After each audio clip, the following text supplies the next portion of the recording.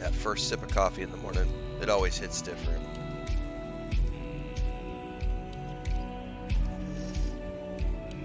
Hot. Welcome back to another morning edition of Tainted Grail, Fall of Avalon. First thunderstorm of the year rolled through last night. We put a video up on the Homestead channel. Lost power 3 times last night. It was pretty gnarly. That was the first one of the year, and it came into the bank because we knew it was scheduled to possibly rain. It was like a 40% chance. And then we were watching Sinners, which is a great movie. I'll have my review of that up today. We were watching a movie last night, and then all of a sudden we hear this crack, boom, bang, and then rain. So we had to run outside. I'm holding the flashlight. Chris is running around getting all the ducks into their enclosure. And yesterday afternoon we got 4 new baby chickens delivered and another baby duck because her sister, an animal got into her enclosure. They're not sure if it's a possum or something. They don't really have foxes, so it's usually possums or occasionally, big snakes. But considering it ate like 3 or 4 baby ducklings and 3 or 4 baby chicks, Chris's sister just mass gave us a bunch of baby animals yesterday. So we have all those new animals, and so we were running around getting them all ready last night. It was a little bit chaotic, but we have survived. So I need my coffee this morning.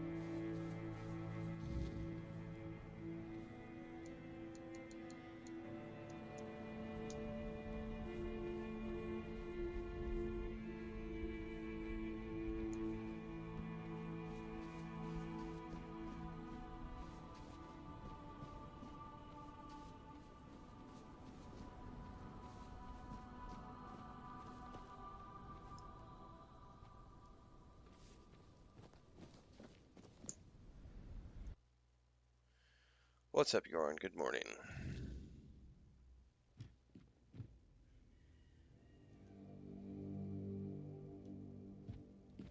How come I can't talk to you?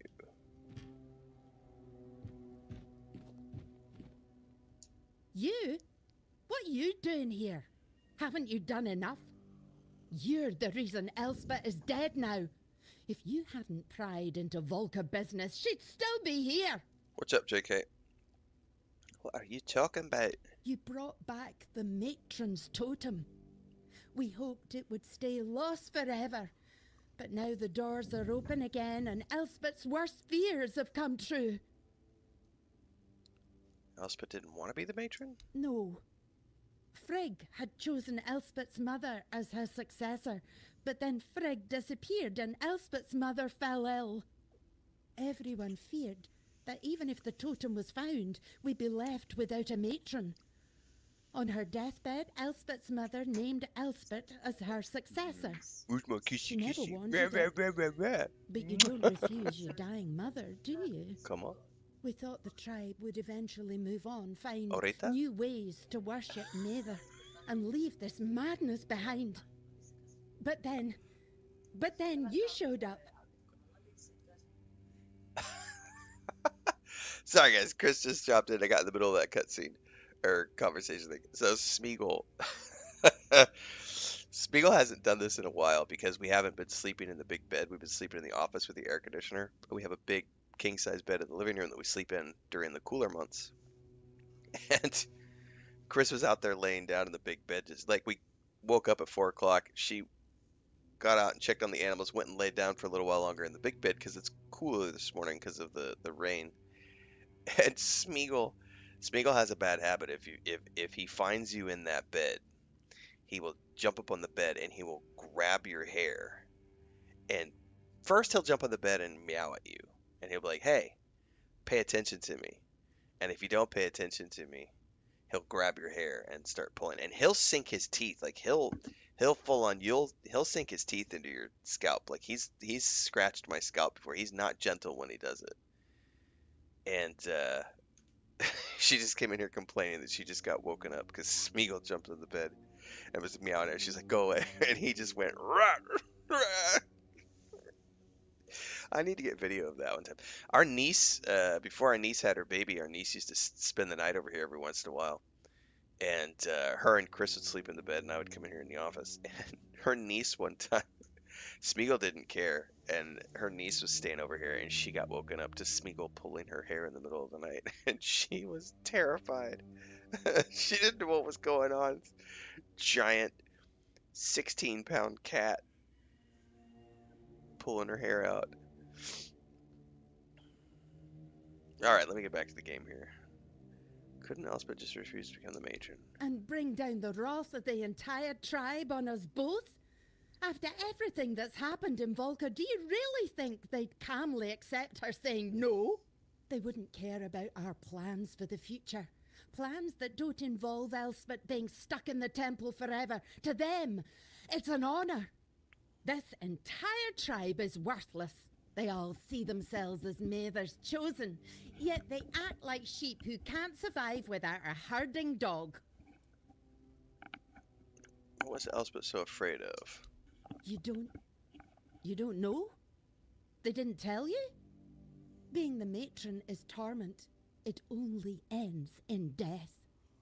When a matron undergoes initiation, it's said she becomes a living vessel for Mather's wrath. It's like drinking that cursed potion. Your veins burn and your mind screams for blood. Our matrons spend their days isolated, barely holding back the berserker madness that threatens to consume them. They rely on calming herbs, meditation, whatever they can, but they need an iron will to endure. Elspeth wasn't like that. She wore her heart Like a on drawing her tablet, sleeve. JK? She loved people. She loved the mountains. She wasn't meant to spend her days alone in a dark room, hovering on the brink of madness. So why didn't the two of you just run? I wanted to. I would have become nameless and lived among the non-reader, anything to stay together. But Elspeth, she couldn't.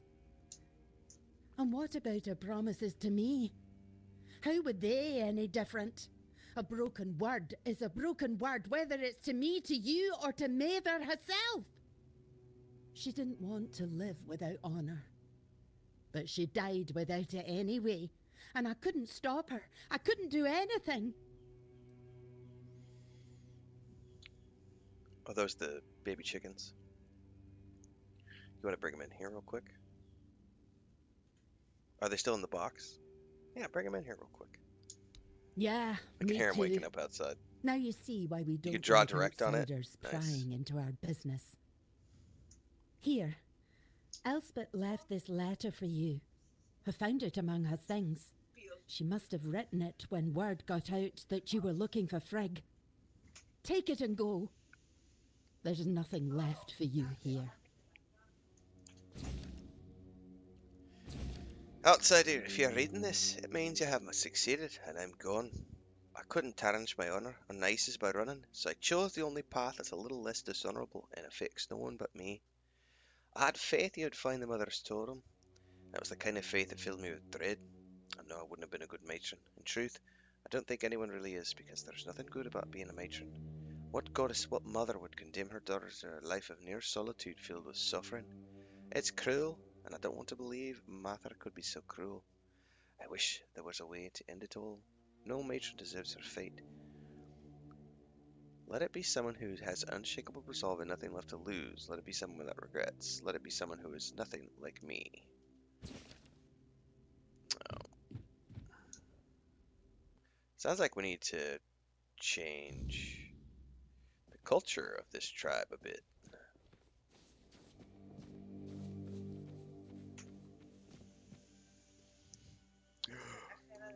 Oh, wait, little baby chips.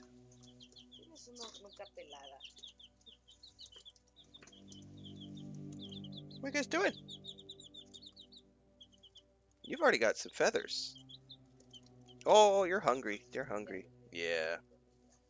Cheep, cheep, cheep. One baby. Oh, you guys are hungry. You're too hungry.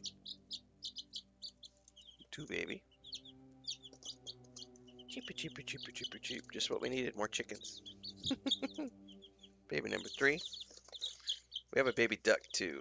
I'll make a homestead video later today. Baby number 4. You guys hungry? Yeah, you were trying to eat my fingernails.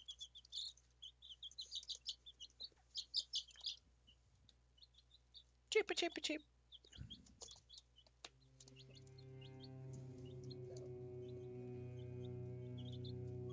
Yes, tienen aire acondicionado, sienten el frío. Sí. Bueno, gracias. Oye, ¿viste? Las alitas de los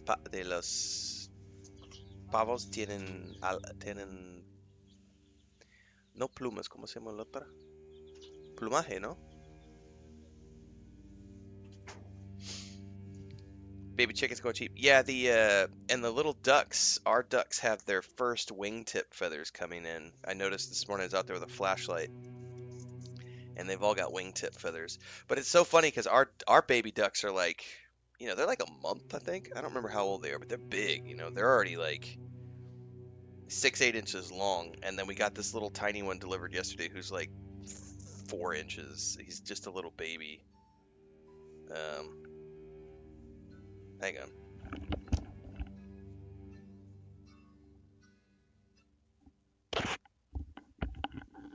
So I'll make a new homestead video about that today because we'll have to go show off the new babies because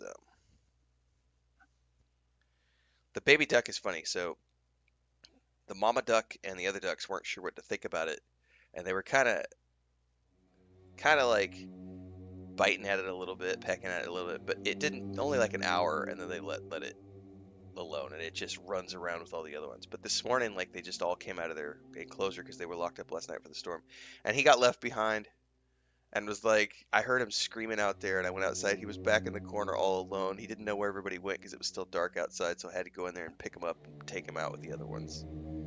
But he's so tiny compared to the others, but they accepted him pretty good. But Chris was trying to blend the baby chicks with the baby ducks yesterday, and the baby ducks were running around like being very mean and bullying the little chickens. So we're not sure we're going to be able to put the 4 baby chicks in with the ducks. We might try again today for a little bit and see if they calm down. But they were being obnoxious yesterday and pecking at them.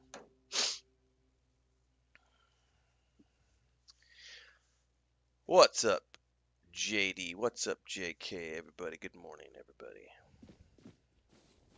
Anyway, life on the tiny homestead. I told Chris, I told her last night, I said, now it's not only the neighbors who are trying to abandon animals on us, now it's your sister too, who's like, here. It's like we have no fucking space. Like literally, we have no space for more animals, and now we have 4 more chickens and another duck, and it's like, oh my god. And it was literally, we were sitting here yesterday afternoon. I was working on video production, and I heard the bell. Ding, ding, ding, ding, ding, ding, ding on the front door, and the only people who ring it like that are her family. Delivery drivers was just like once or twice, and it was her sister's boyfriend, and he was like, here's a box.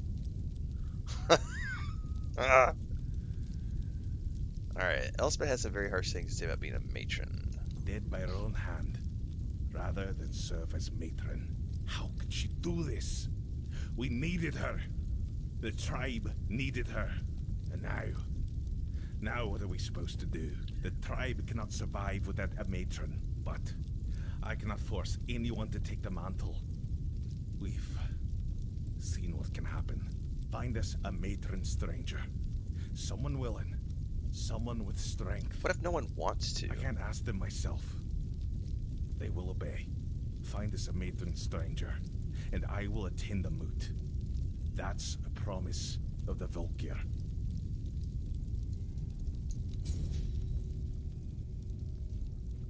I wonder if I could talk to that girl who was down the path,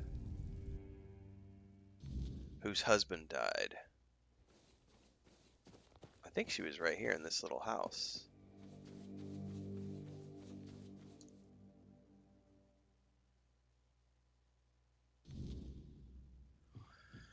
Yeah, that was a fun conversation last night, Transcend. That was you know, everything's getting expensive. Like, it's not just games. Like, Chris and I were having a long talk the other day. Like, we are blessed in that we live a life that is reasonably affordable. But like, I was looking at my bills. I was looking at my credit card statement, and it was like $150 more than it normally is. And I was like, what the hell went up? And she was like, you've been buying wine. And I was like, oh shit, that's right. I forgot about the wine. Because I've been enjoying myself a little bit recently and buying a bunch of wine, bottled tequila and stuff. And that shit adds up fast. And like, we were talking about, like, so my brother and family, they live in the US, and they have a big ranch. So I was this is a we're going to talk economics for a minute. So the president of the US recently put a block on all imported beef coming from outside of the United States. And a huge amount of beef for the United States comes from Latin America. It comes from Mexico, it comes from Argentina, it comes from Brazil. Like, huge amounts of beef gets imported into the United States every year. And because of all the tariff shit and everything else, the president said no more beef imports allowed. And so, in the case of my brother, because he is a beef producer in the United States, he just sold a few weeks back, he sold like 160 cows ahead of schedule, like 6 weeks ahead of schedule. They were underweight. They were not the normal weight he would sell them at, but prices had gone up so high because of demand that he was able to sell his cattle at a much higher cost, much higher price, and make a profit even though they were underweight compared to when he would normally sell them.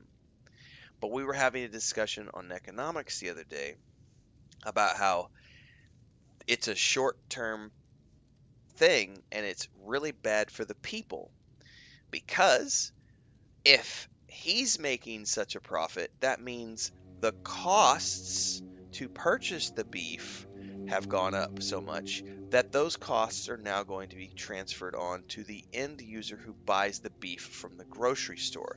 So it's fine for the beef producer for the moment, but when those prices cycle back around and hit corn and wheat and the grain that is used to make the mix that the cattle ranchers feed their cows in between pasture, the cost to produce the beef in the next cycle is going to go up dramatically, which means the cycle will come back around again and it'll cost more money and it'll just keep going up.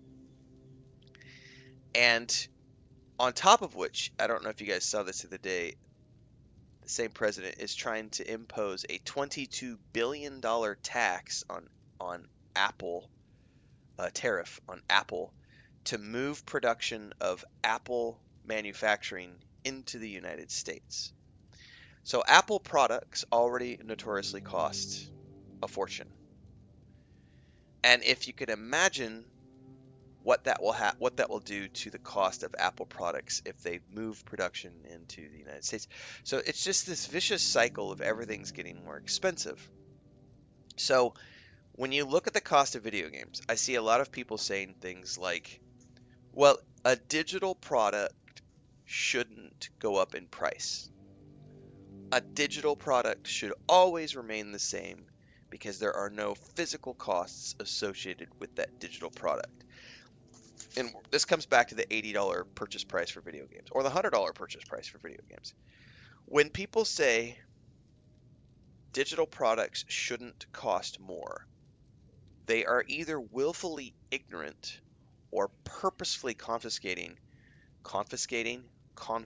What is that word I'm trying to say? That's not the right word. They are either willfully ignorant or purposefully stupid. Purposely hiding. I forget the word I'm looking for. It's confiscating. I need to look that word up. Anyway, purposefully hiding the truth, which is there are a ton of costs that affect the end user. So a digital product still relies upon wages to produce.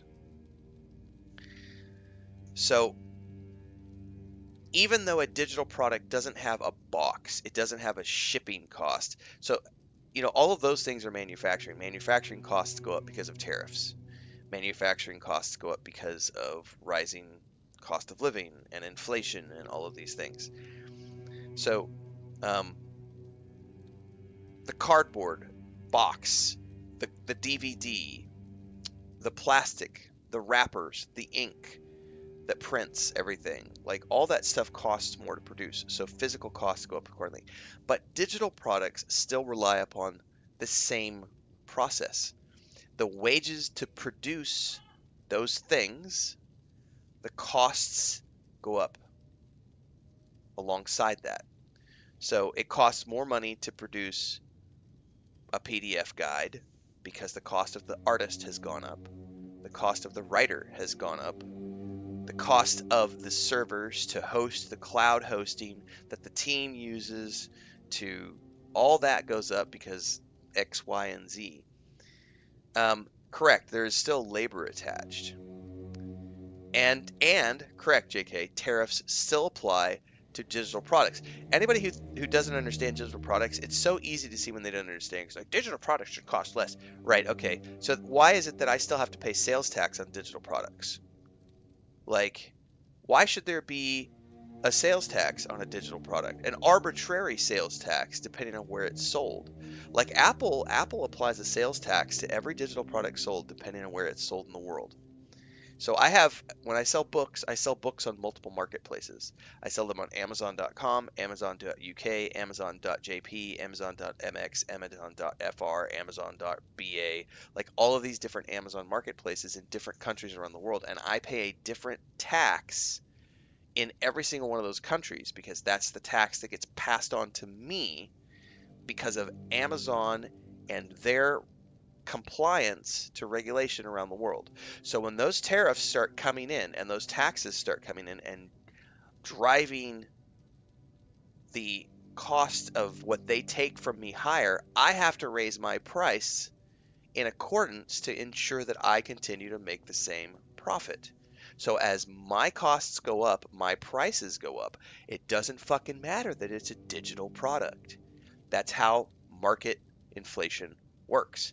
And so I feel like when people make these stupid decisions about, I'm going to put out a video that says digital products shouldn't cost more, you're either willfully ignorant or just purposefully not talking about the reality of, I think in most cases it's willfully ignorant. People who've just never run a business before and people who just don't understand anything and they think digital and they think that nobody's hands touches that. They're like, no, it's just digital. It shouldn't cost anymore. It's like, no, dude. Like, tariffs still apply, taxes still apply, labor still applies. Like, yeah, it's simple economics. And yeah, Australia doesn't have to deal with that because Australia has its own beef market. Also, like Brazil has its own beef market. Argentina has its own beef market. Um, anyway, digital products still go up. Yeah, I'm literally writing down the timestamp right now, Transcend. Clip it and ship it. What's up, Showcaser? So, simple economics, a little economics class this morning, kids.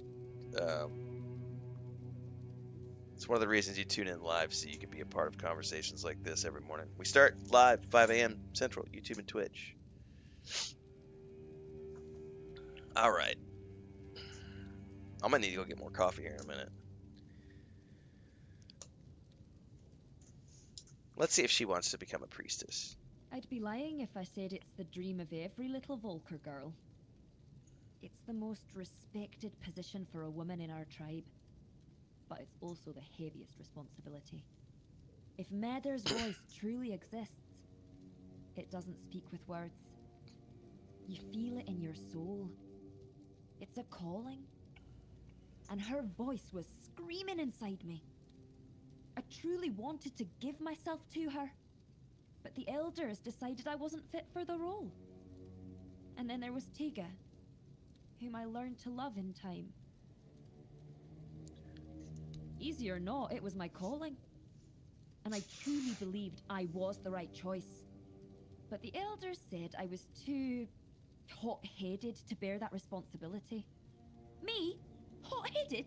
Can you believe that? I can tell you Just really being care. honest. There's nothing wrong with wearing your heart on your sleeve. If every Dilrida was as honest as I am, our tribes would have united and supported each other long ago.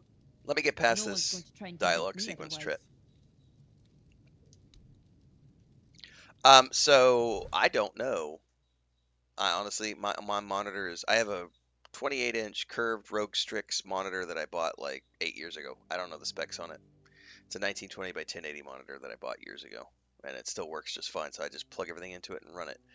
I am playing on 4K settings,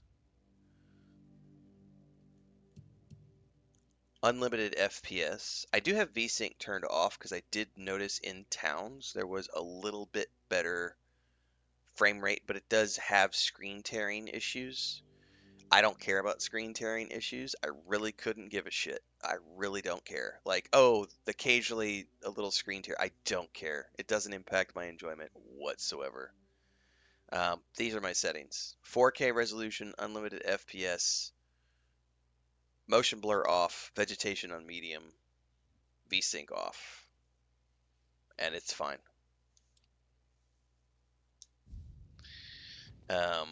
There was a slight frame issue a couple mornings ago, but they have since patched it again. Patched it again. It does have G-Sync Transcend, so it's a VRR monitor. So, okay, that's good to know.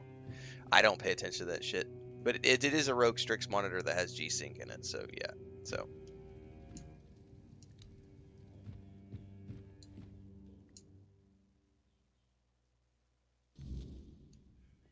Like, there was a screen tear right there. I don't know if you guys saw that. Like, but other than that, I mean, you can see I'm smooth. 4K, smooth. No problems.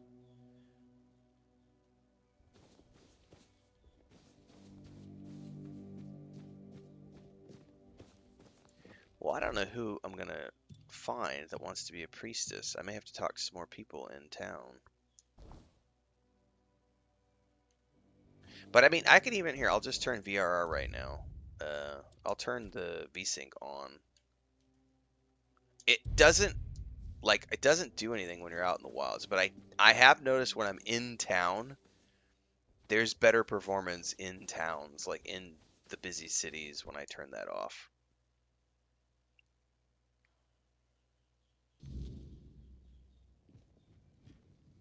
Off with you straight. Take a Let's look at see. what.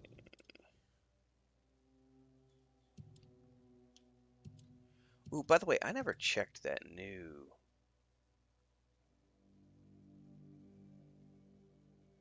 Deals 200% backstab damage. Holy shit.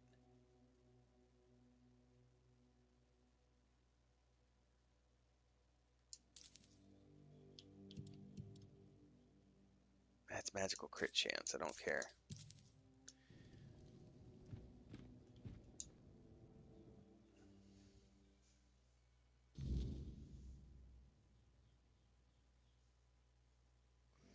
You're going through a 4K TV with no VRR, so I'm feeling every little hitch. Yeah, that's unfortunate. That's just one of those things where when it's a first time game from a studio, like, so this, by the way, what Tread is saying right now, this is the perfect example of we've had this conversation in the past. Whenever I hear people who they'll go make a very hateful YouTube video about how a studio is trash because they can't optimize their game. It's hard to optimize for every single thing that will crop up when you release a game into the public. Because if you're a small team and let's say you have 100 people testing your game, that's 100 different issues you're going to come up with. Then you do an open beta weekend and you get 10,000 people that play. Now you have 10,000 issues and you fix all those 10,000 issues. And then you release the game into the wild and it sells 1,000,000 copies. There is a scale of magnitude of difference when it comes to 100 people's problems versus 10,000 people's problems versus 1,000,000 people's configurations, and everybody having a different monitor with a different refresh rate with a different HDMI cable. Oh, that's another thing to check out, Tret. Make sure you're running, I don't know if you are, but make sure you are running the latest HDMI. If you're plugged directly into a 4K monitor, make sure you have an HDMI cable that's properly capable of transferring that data at the highest speed possible, because there is a difference between HDMI cables. I can't remember the coding, but it's like HDMI 2, 3, 4, etc. Those cables, certain cables can't transfer 4K at 60 frames. Certain cables can only transfer 4K resolution at 30 frames. So you need to make sure that you have a cable capable of transferring the 4K resolution at 60 frames. So these are all the little things that a company has to factor for, and it becomes this massive undertaking to try to optimize a game once you release it into the wild.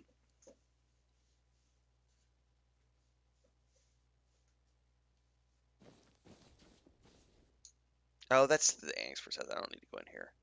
I don't know where I'm going to find somebody who can be the matron. I haven't met any other women in this town who...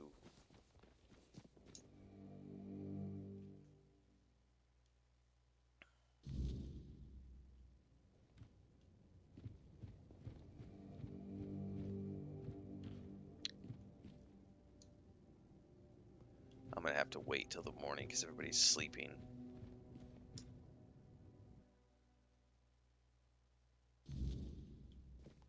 But yeah, the HDMI cable, sorry, that's a thing that a lot of people don't think about when they're playing games.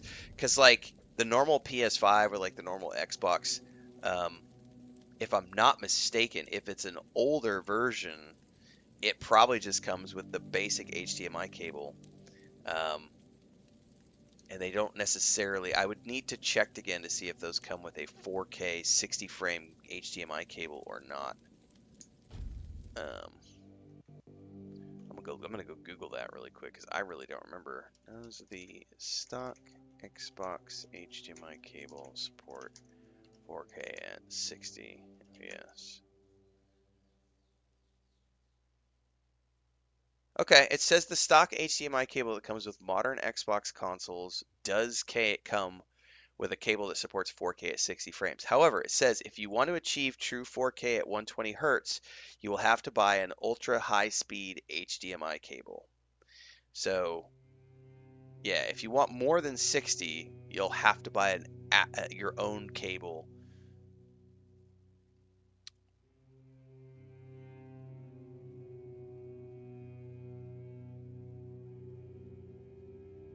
Oh, but the other thing too is you have to check that your TV will allow 4K resolution because a lot of TVs will be like, will lock your 4K to 60 frames, but will allow you to do 120 frames when you're doing 1920 by 1080.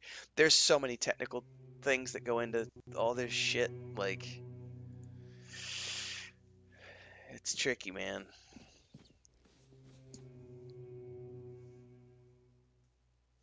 Yeah, there's nothing wrong with waiting, JD. I've told people in the past, unless you're a content creator, you don't have to play games on day one. And if it's a buggy, rough release for a company like this, just wait.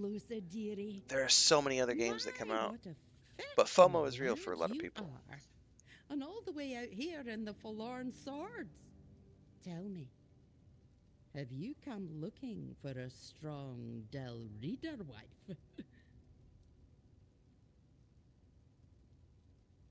And what if I have? Are you offering? Ah, you're a real charmer, aren't you? That's one of the things I miss about travelling across Avalon. Excuse me. Men outside the Forlorn Swords know how to use their words, make a woman feel special. The Del Reader don't put much stock in talk, especially the Volker. But it's still nice to hear something kind now and then. You said you traveled Avalon? Aye, ever since I was little, I wanted to see the world. I tried joining the Stone Wardens, but I've got two left hands when it comes to their craft. So, I did what many young Del Reader do when they want a taste of freedom. I became a mercenary. I loved the road, but then the years started catching up to me, so I came back and set up my shop. No, left them. Alright, I just want to know if she wants to be a Oh, priestess. which?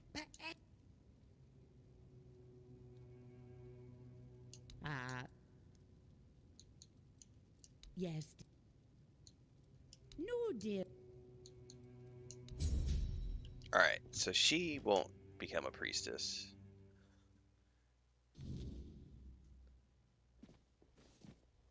I didn't say it was the best Bohidama. I said it was one of the best.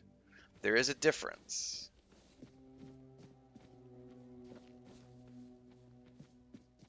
It's definitely one of the best RPGs I've ever played, for sure.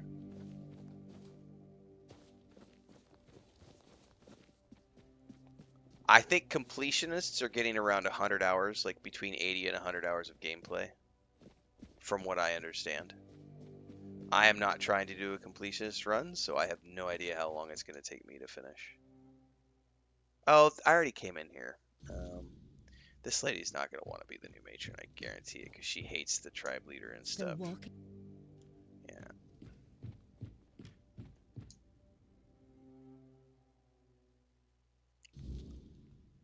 Yeah, the thumbnail and titling for that video are purposefully made in such a way to get people to sit down and listen. But if you actually listen to the video, in the video I discuss how it's just one of the best RPGs, not the best.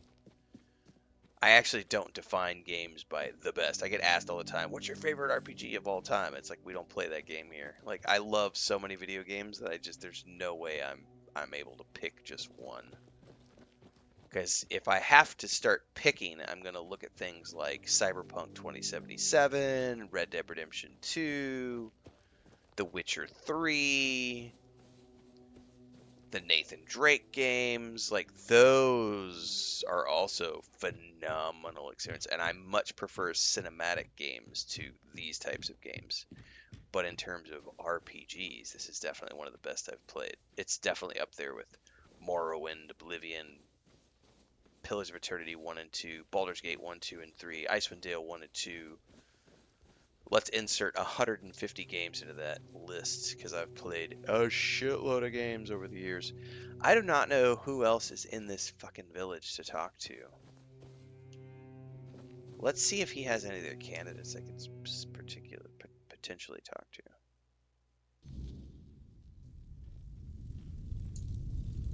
Yes.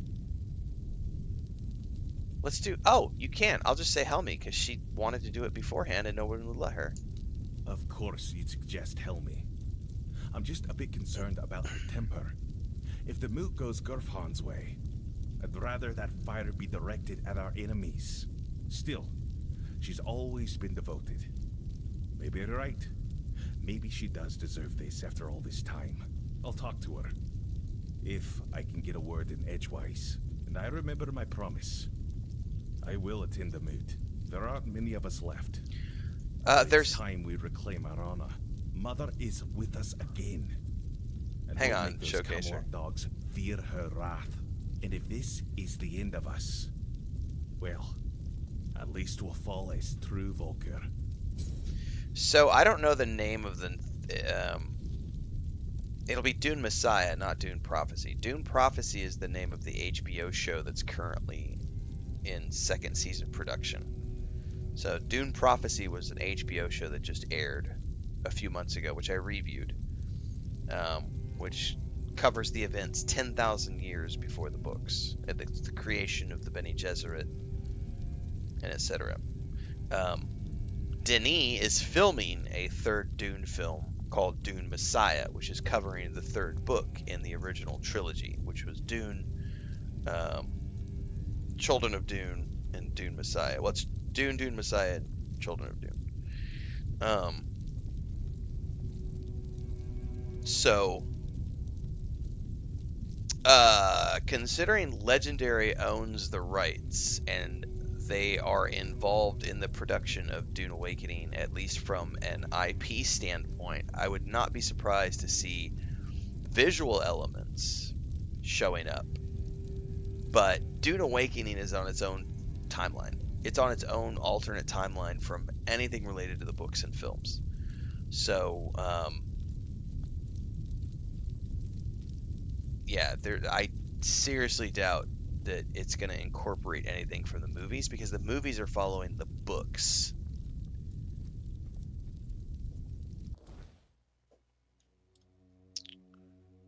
Alright, I've convinced the Volker tribe to take part. Now I gotta go find the other tribes.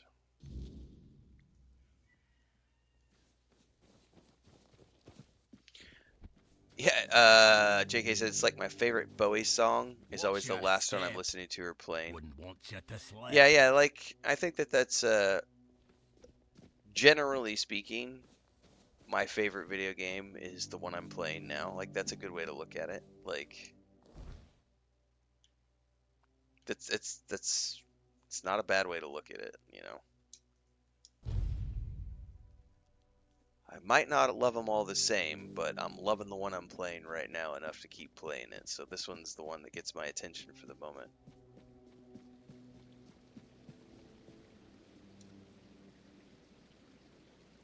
Yes? Could it be that the Volker have uncovered the truth about Mother? Unbelievable. Of all the tribes, take these pieces of the king's armor. A gift in return for the help you... Alright. I still got more. King Arthur's Greaves? Are they light or heavy? Because if he gave me heavy armor, I'd be pissed.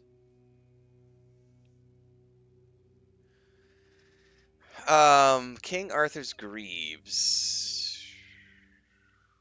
Yeah, those are heavy. And they require a blending of stats. 1% to kill an enemy if it has less than 50% health. Increased critical chance. I gotta find a stash box and throw those in the stash box at some point.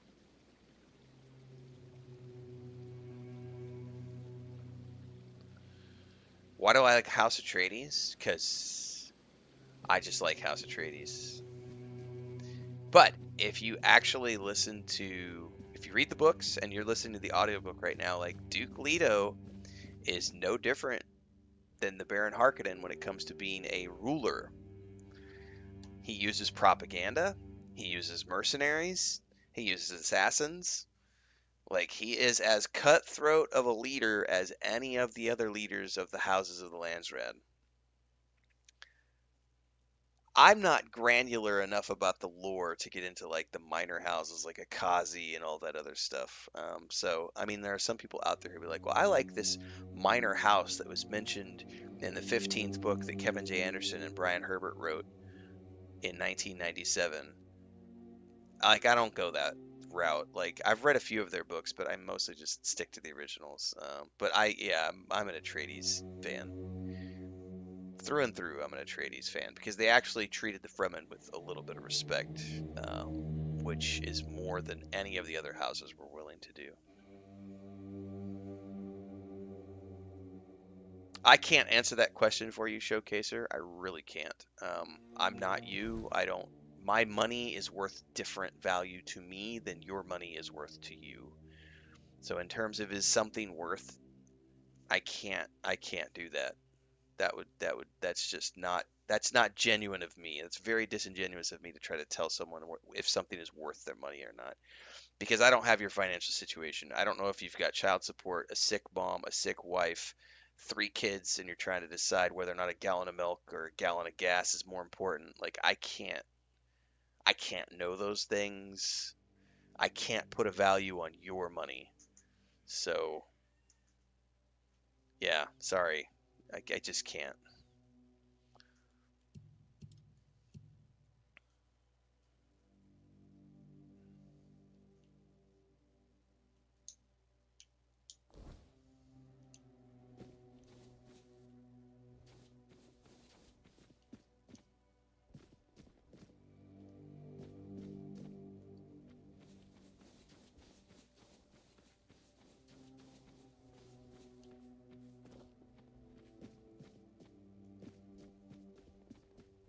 How the hell am I supposed to get down here?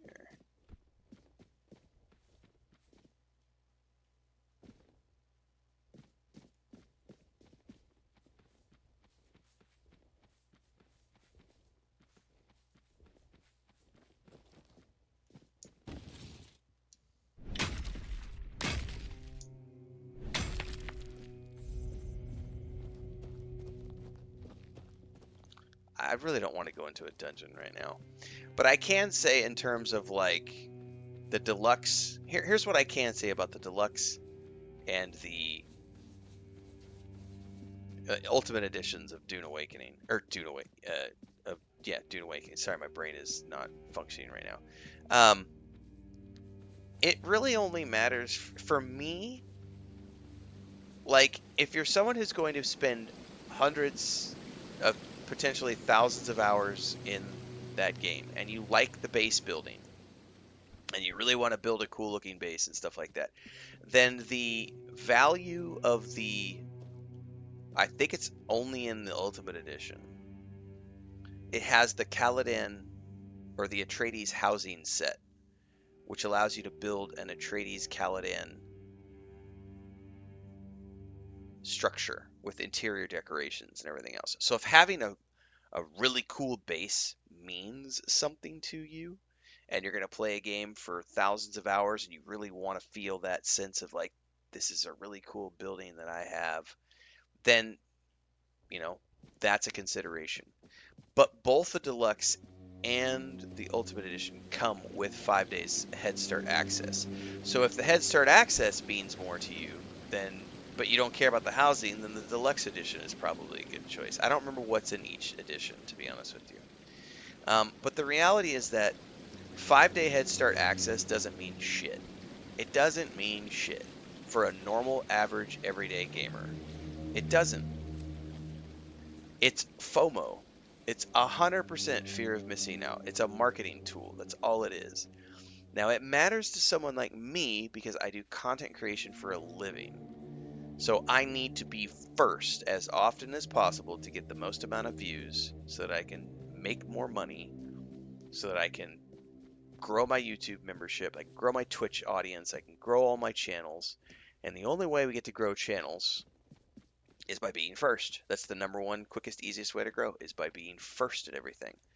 Which is why, yeah, it's so important for many content creators that you get into like the early access programs and you get your free keys and all that other stuff. So, but I will always tell people buying an early access is completely worthless to the average normal gamer. It means nothing.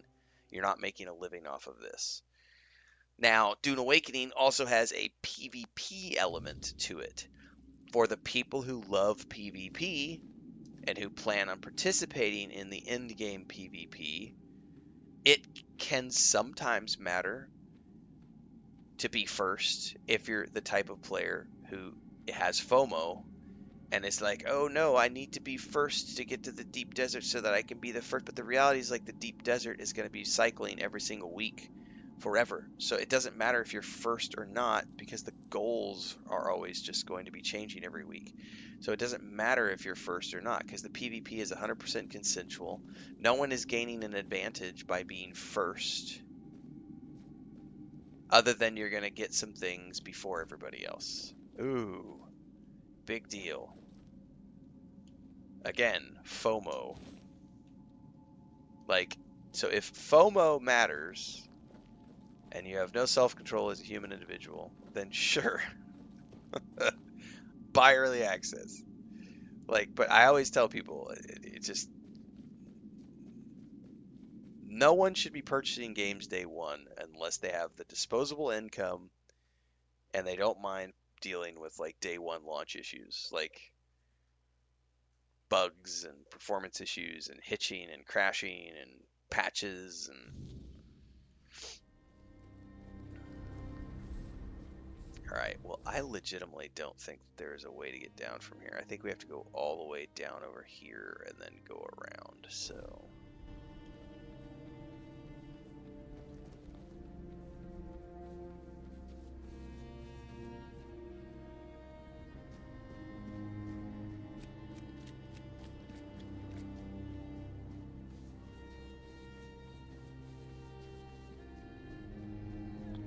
oh, I fell. I honestly don't know. I think there's one more, if I'm not mistaken, or at least I know of at least reference to one more place that the main guy we've been working with who wants to take out King Arthur has told me to come meet him at the Charred Conclave or something, which is where all the druids were killed, and I'm assuming that's like another location, but I have no idea.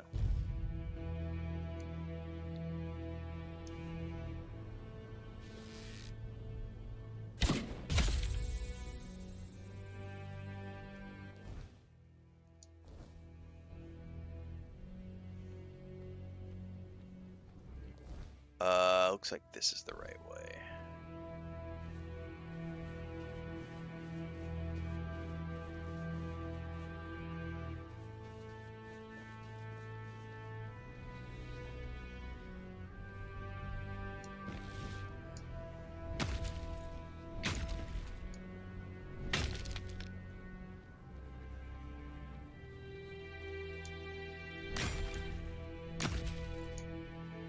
By the way, I will say they patched last night, and performance is even smoother today than it was yesterday. So I think they've added some more improvements. I have not checked the patch notes, but there was another upgrade for the Xbox as of like 3 o'clock, 4 o'clock in the morning. And I will say that the game feels even smoother today, so they've definitely done some more performance fixes. We need to go south.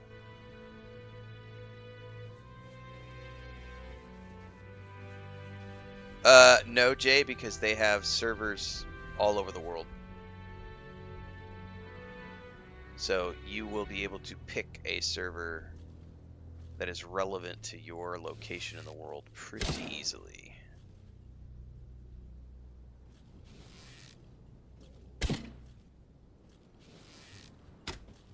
God damn it, why do I keep missing?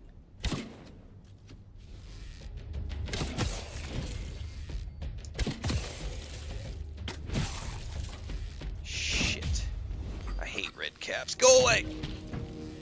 Oh, you're a corpse eater. That's not that scary.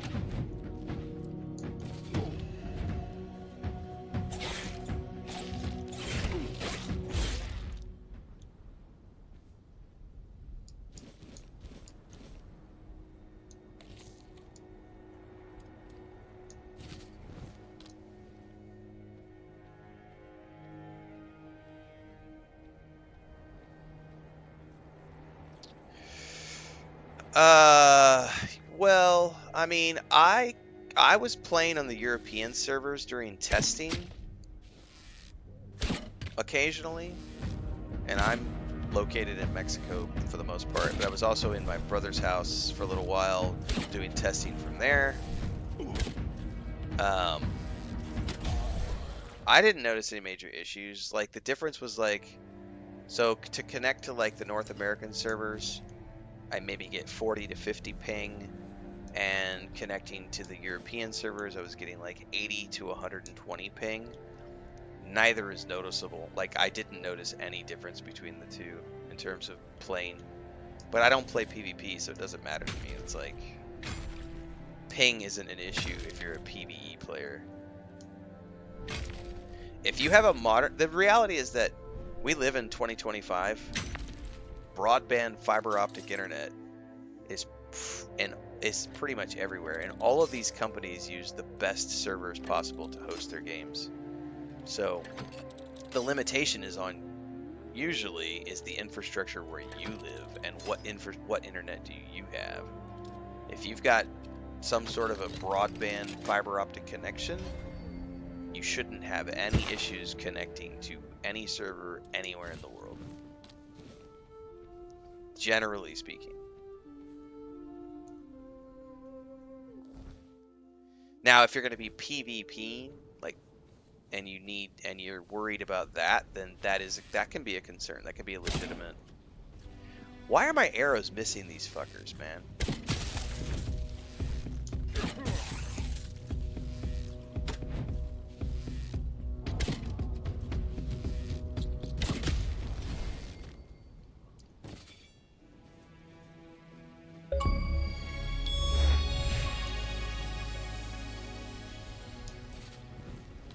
I maxed out a skill proficiency? What did I max?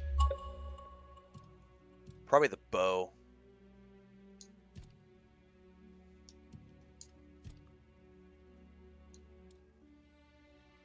What do I see my skills listed?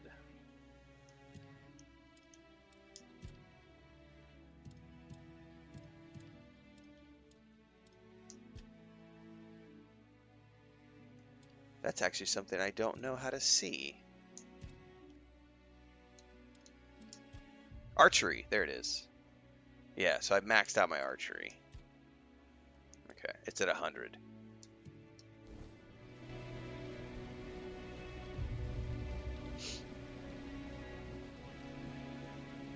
That is something creepy up there.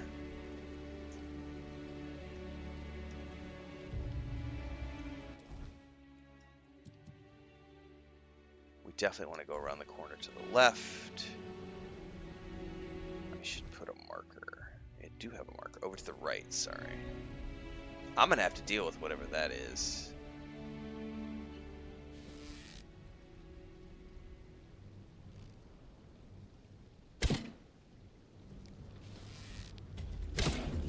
Croakmaw. Yeah, I don't think so, buddy.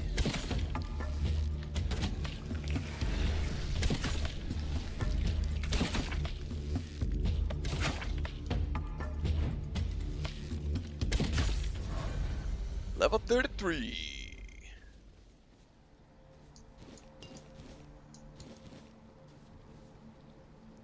What if you're one of the 30% of the people in the world who doesn't have broadband internet?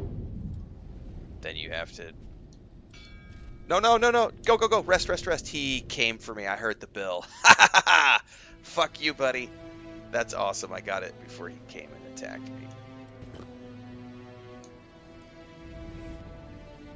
Anyway, that still comes back to an infrastructure thing. Like, if you live in a part of the world where you don't have broadband internet, I'm sorry. But that's, you know, game companies can't accommodate every single, like... A good example is my brother. My brother does not have... My brother lives in the middle of nowhere. He has Starlink. Starlink works. It's great. Is it perfect? No. No. So I have two connections at my house. I live in the middle of nowhere also. I have a cable connection, like an old school copper coaxial. We're going to run cable TV and cable internet to your house in the same box. I have that. That was my primary connection for the first year and a half we were here.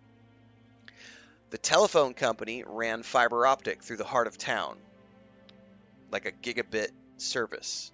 But I don't live in the middle of town. They wouldn't run it to my house. But about a year and a half after I lived here, a local company ran fiber optic to the telephone pole outside of my home. And so I was able to get a fiber optic connection with that company, which is my second one. And I started off, it was a 15 up, 15 down.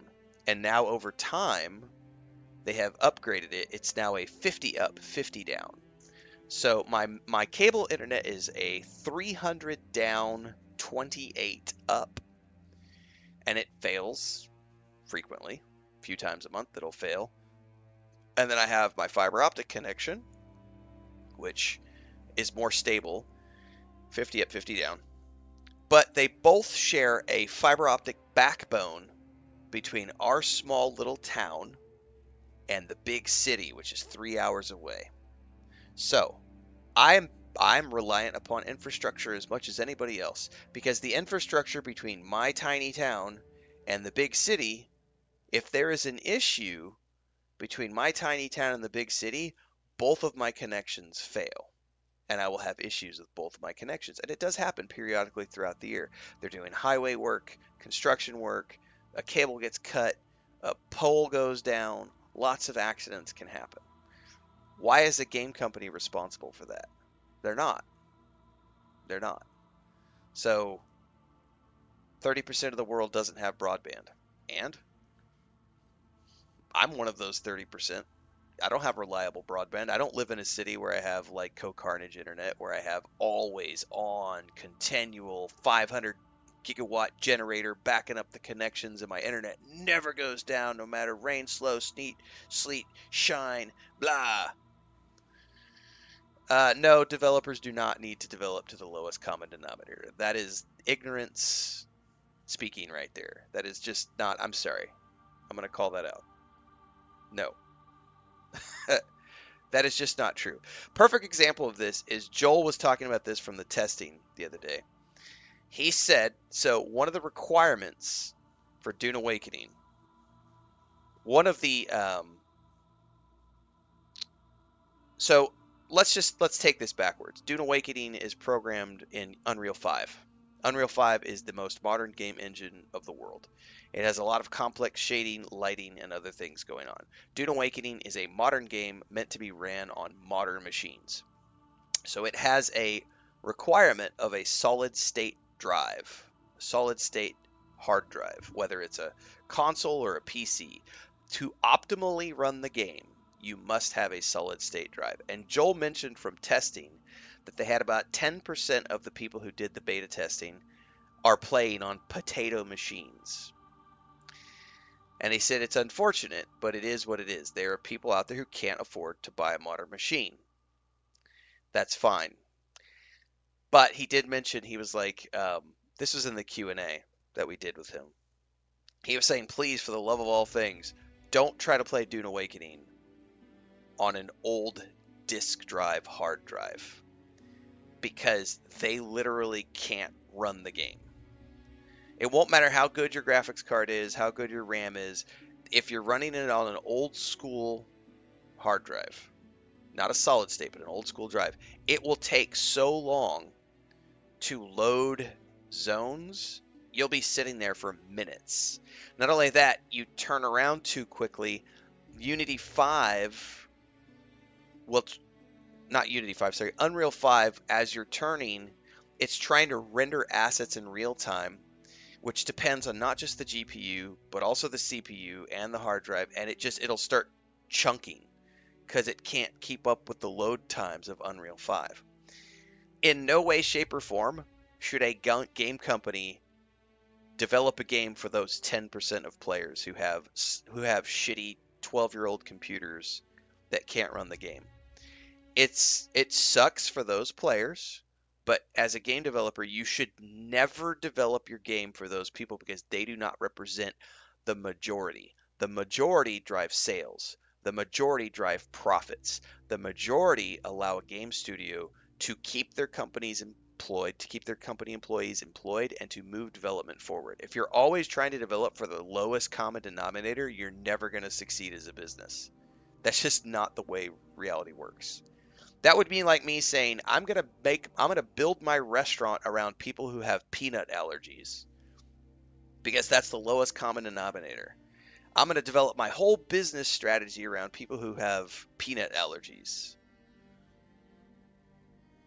No, all right, I think you're just trolling for the sake of trolling at this point. I'm no longer going to interact with JS Move, because that's an ignorant statement. So we're moving on, kids. We're not going to argue with idiots this morning.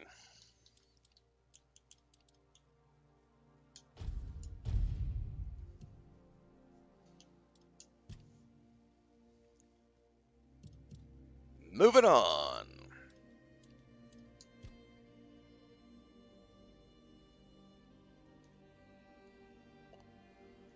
Shooting a weak spot has a 10% chance to blind the target. Regains 10 stamina. Yeah, how come I can't run the game on my 5.5-inch floppy drive? How dare they?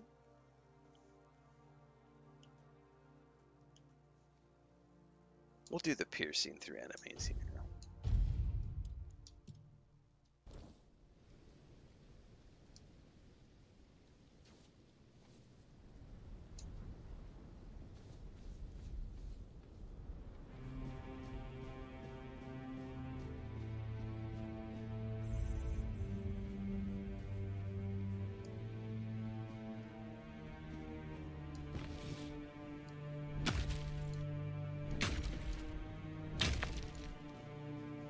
Right, hit mine.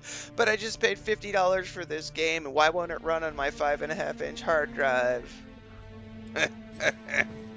5.5-inch disk drive, sorry.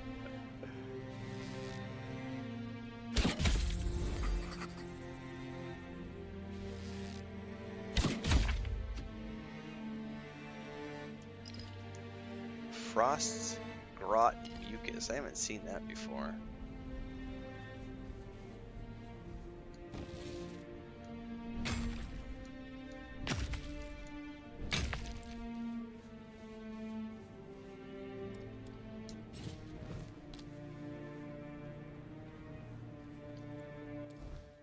Let's see, let's check the map.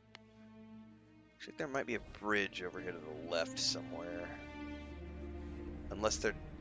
Is that like an elevator? I think that's an elevator. 'Tis indeed!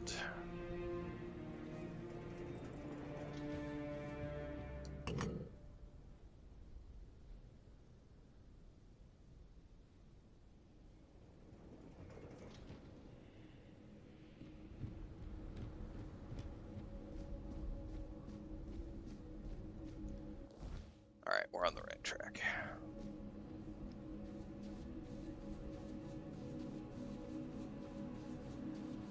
Hopefully we'll get another fast travel beacon up here at the edge of this town. Yes, we do.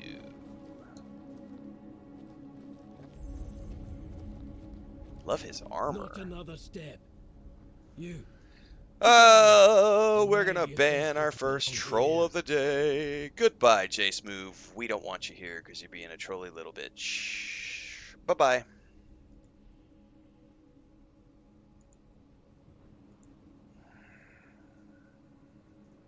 I need to speak with your people. Not here, you don't. Perhaps you can't follow the logic because your logic is flawed. You can't follow logic. I'm smarter than all of you because my empirical research shows that 10% of the market should drive the market because I live in my mom's basement and I know everything. Here's the funniest thing ever, guys. I remember one time when we were developing our MMO, I had a lead programmer who was a Mac enthusiast. And he was adamant that the game have a Mac client. And I said, we're not going to waste dev dollars on developing a Mac client or a Linux client. Why not? But they represent, it's dollars. Doesn't matter. When you analyze the data, so we analyzed our audience, less than 1% of users would play on a Mac. Less than 2% would play on Linux. So that's less than 3% total would play on Mac and Linux out of the users that we had, right? Windows was 97% of the audience.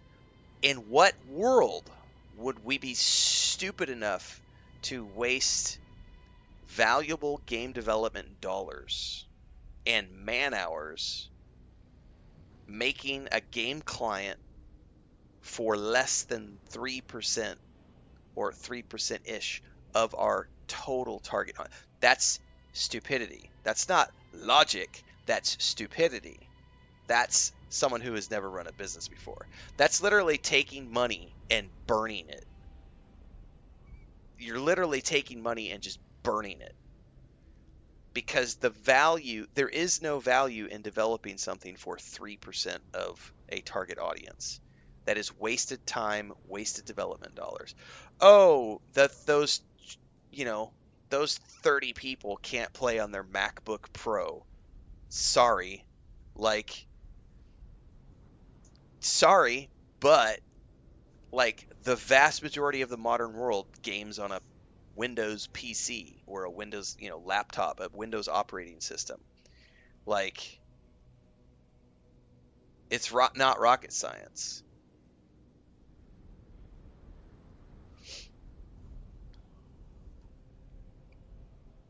That's not a me problem, RGB. That's a Mac operating systems cost 500 times more than the average PC. In what world am I trying to cater to that audience? I'm not. I'm never going to cater to the minority of people who purchase a product. That's not God. So I've realized this is when people come out of the woodwork and you can tell which people have never run a business before. But I'm the customer. I'm always right. The customer is always right. You need to make concessions to me and my peanut allergy and my $7,000 MacBook computer and blah blah blah. I love Linux. Linux is the best operating system in the world. Blah, blah, blah. Okay. If Linux was so cool and so awesome, why isn't 98% of the world using Linux instead of Windows? If Mac is so awesome, why aren't 98% of the world using Macs? There are reasons why Windows dominates the marketplace, and there's a reason why if you're going to develop video games for the PC, you focus on the Windows market. Common sense, kids. Seal looks real enough. Fine. Go on in. But don't cause trouble. We don't take kindly to outsiders sticking their noses where they shouldn't. Alright. Ur Village. Hey, you. Gefon sent you, didn't he? To summon us for the moot. He did? Just because we live up in the mountains doesn't mean we don't know what's happening in the wider world. Well, that works out perfectly. My father's been looking for someone for outside the tribes to help him with something. That's all I know. Something. He didn't tell me much, but he sounded really serious. He told me to bring the first person I came across. His name is Strana. Please, go meet him at his forge. You can't miss it. Rise the mountain. Face the storm. Looks like that's the right person to talk to. You don't know what you're talking about, RGB. You don't. But Steam runs on Linux. Steam runs on Linux. And it has a 72% market share of game sales. So Linux is obviously the best operating system. The fact that a marketplace, the fucking ignorance of the chat, some of these people in chat this morning. I'm loving this. This is hilarious. We're weeding out some stupidity this morning. A marketplace platform is not a game client. It is not an operating system. It is a marketplace. The fact that a marketplace is running a specific operating system or back end means nothing. It's a marketplace. Seriously. Come on. We're not even, that's not even in the same conversation at this point.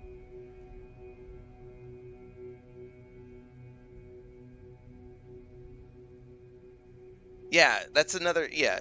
Linux is great for running servers and infrastructure, but we're talking operating systems.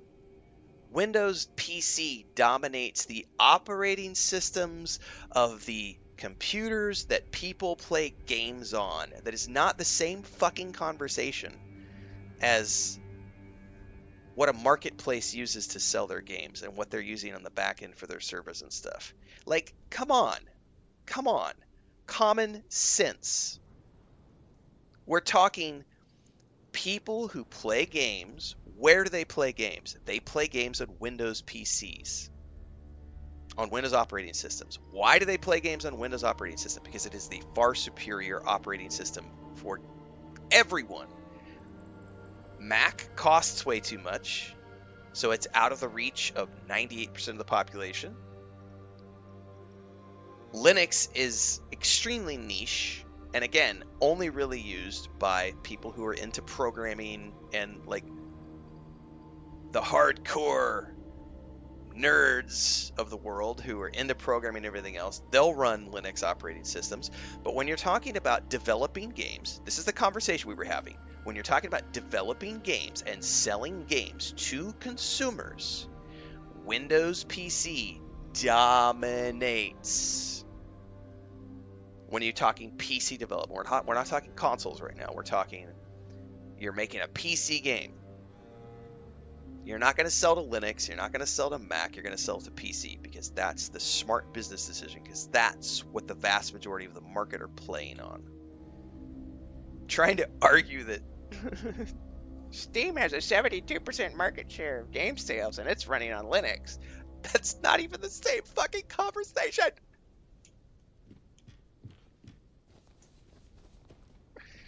Cruise ships use Linux to run the operating system that the captains use to drive the ships, and it's 100% of the cruise ship industry, so that matters.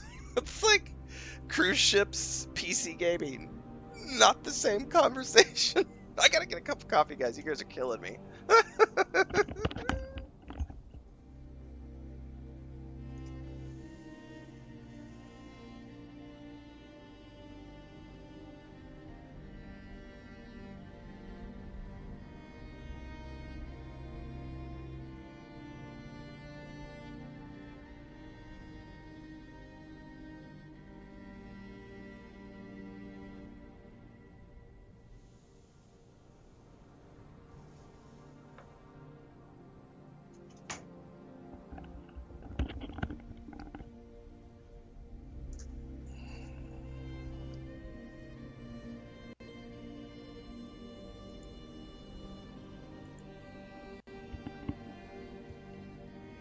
All right.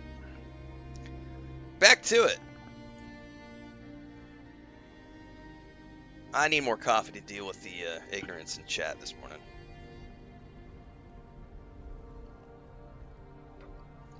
Linux is the best operating system. It sounds exactly like that programmer I had to deal with. Mac operating system is the best in the world, and I can't. Why wouldn't you? I want to develop for Mac.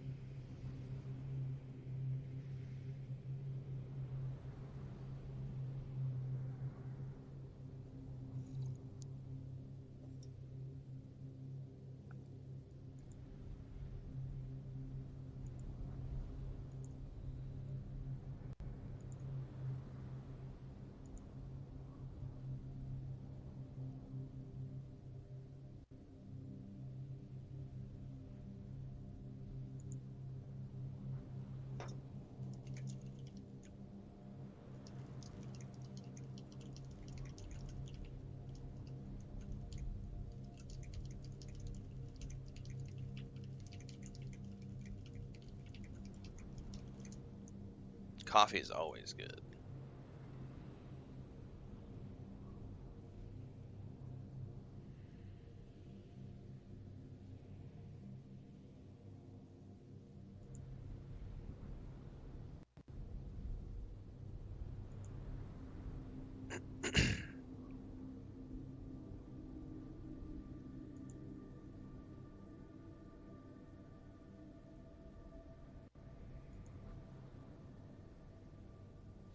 Yeah, the issue, JK, is that every time you say something about, like, every time you try to have a conversation with a Linux lover, they'll immediately, it's like trying to talk with a Mac lover. Like, they'll immediately get all defensive about how their operating system is so much superior to Windows, and then they get offended when you're like, well, the market doesn't show that. Like, the market shows that Windows is the majority share owner in terms of marketplace people who own PCs. Like, it's just facts.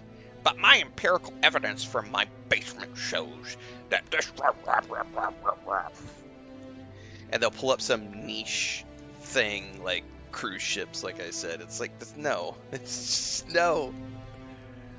We're talking people who buy PCs to play video games, or the random person who has a PC they bought for school that they're going to play a game on in their spare time at their college, university, or whatever. Those people are all running Windows operating systems. They don't know about, or could they care less about, things like Linux and Mac and all this other stuff. They bought a cheap laptop to go to school with or to work from home on, and those all run Windows. And that's the market, you know. But, you know, this comes back to, this is a great learning moment for a lot of people in terms of why do so many businesses fail. Because you have people like what we've seen in chat this morning starting businesses. Those are the Kickstarters that fail, by the way. You get a bunch of people who have ideas and they go launch a Kickstarter and they're like, I have this great idea, but they've never run a business and they don't consult with anybody first. They just go throw up an idea and then they get some money, and then within 6 months the money's gone because they didn't factor in taxes, they didn't factor in accountants, they didn't factor in licensing, they didn't factor in shipping costs, they didn't factor in tariffs, they didn't factor in the 40% that you lose because Kickstarter takes their fee and PayPal takes their fee and the government takes their fee. Like, there is a reason so many businesses fail, and it's because people don't have a business acumen and they've never done anything, but they have an idea or they think that they know someone, and their mommy told them when they were a kid, their mommy told them, you're going to be special, honey. You're number one. You're going to do everything you set your mind to do, honey. You are so special. You are going to win. You're my little winner. Yes, you are. And then they go out in the real world and they've never faced adversity in their life. And they think that air conditioning is a human right and that broadband internet is something that everyone has. And they think that having an Xbox is a human right. And it's like they don't know what the rest of the world is like. Like, it's just, I feel like it's a ranty morning, kids. Egil sent you, did he? I'm Stroner, a blacksmith. What brings you to our village? Gerfna sent me. He's calling for the moot. That kind of order should go straight to Thrigvi, though I doubt he'd be eager to leave his throne. Until a new chieftain is chosen, Thrigvi won't attend the moot. So what's going on with your chieftain? Thrigvi always dreamed of surpassing mortal strength, of becoming as mighty as the giants. He became obsessed. Correct, with Yvonne. the We are lone not pillar special near our snowflakes. village. The Ulfar might not be known for their writing, but we have our legends. Thrigvi found out the pillar was a place where giants entrusted their souls to the Fore-dwellers, whatever that means. So we had a throne forged into the pillar and sat on it during a weird night. What happened after that changed everything for our tribe. Okay. Yeah, transcend. That's kind of what we were talking about earlier in the economics discussion, is that the cost to develop something for a minority is more than you're going to earn from those people. So when someone says something like, "Yeah, but those 10% represent millions of dollars,"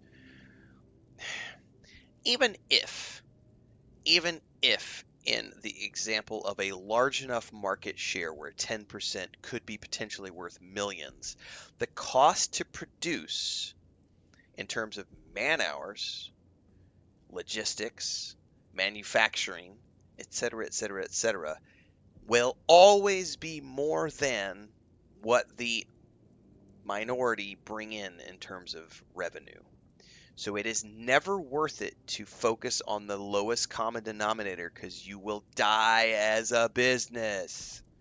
That's not rocket science, kids. So I was saying, like, try to make a restaurant around people who have peanut allergies. You'll be out of business in a week, because you're developing a business around the lowest common denominator. The vast majority of people do not have peanut allergies. So if you're trying to focus a business on only the people who have peanut allergies, you're going to have 10 clients, and that's it. But your restaurant costs, you've got, maybe there's 3 employees, you got to get gas, you got to have electric, you had to buy all the machines, you had to rent the space or buy the place, you've got overhead, you've got all these costs, and you're trying to serve food to 10 people. Duh, you're going to go out of business in a week. Like, you have to be able to make money if you want to survive as a business. And the only way to make money as a business is to focus on where is the product that's going to sell the most. Find a market. Make sure that that market is profitable. Yeah, mass producing at a low cost. Restaurants are horrible investments, correct.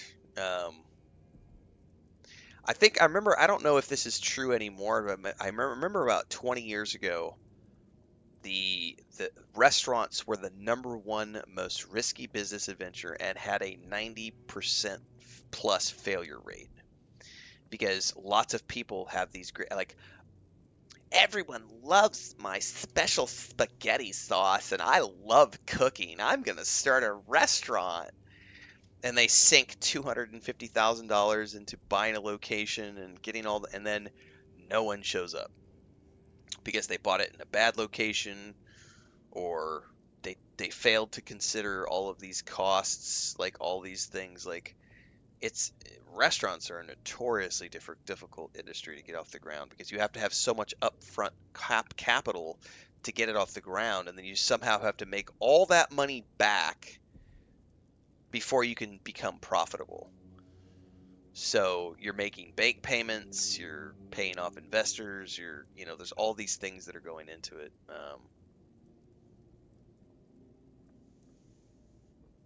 I wouldn't call it madness. Thrigvi stopped being human. He grew to a monstrous size and gained unimaginable strength. He became something other. After that, human concerns no longer mattered to him. Yet he's still Ulfr, bound by our Yeah, a lot of customs those and celebrity rules. chefs have restaurants It that might not fail. mean much to an outsider. Even with a But celebrity trust me, profile, it's a very it can dangerous go under. situation. Can't you choose a new chieftain? We tried. The moment we declared a new chieftain, Thrigvi appeared out of nowhere and killed the contender with a single blow. Then, like nothing had happened, he returned to his slumber. After that, the Ulfr began worshipping him like a god. Hard to believe, considering our disdain for magic and religion, isn't it? Yet, here we are. Don't be surprised if you hear them singing his praises or fawn. They're terrified of his power, although none of them will admit it.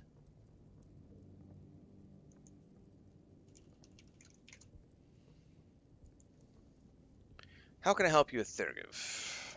The only way to remove an Ulfr chieftain is through an honorable duel, but there's no honor in fighting something like him. Perhaps my mentor, Darvan, knows how to defeat him. He won't tell me. Uncle He Roger's says great, he's man. afraid I'd try to face Thrigvi myself. And honestly, he's probably right. If I knew how to bring him down, I'd do it in a heartbeat. But Darvan thinks if our plans were discovered, I wouldn't live to see another day.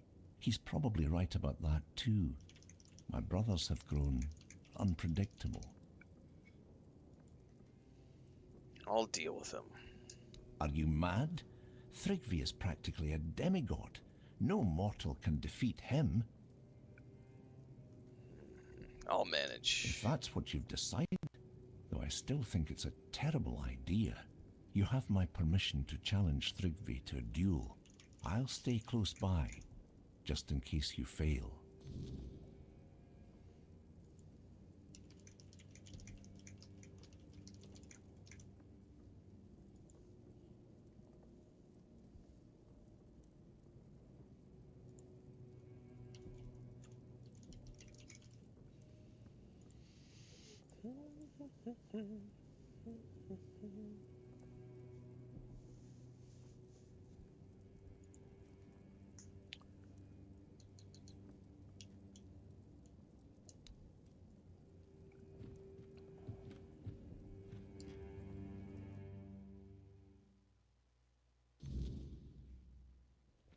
Speak to Darbner about Thurgiv. Oh, I should stash this armor in the stash box.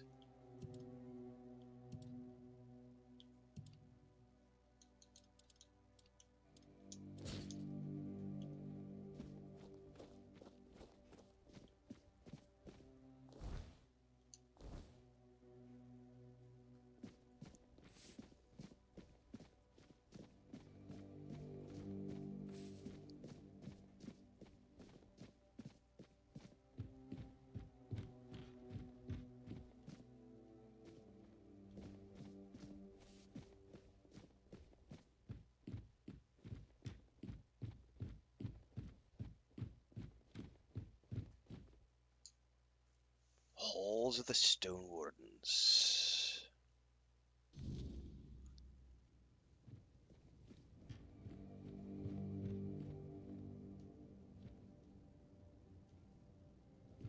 Oh, are you not in this building? Or are there some stairs or something around here?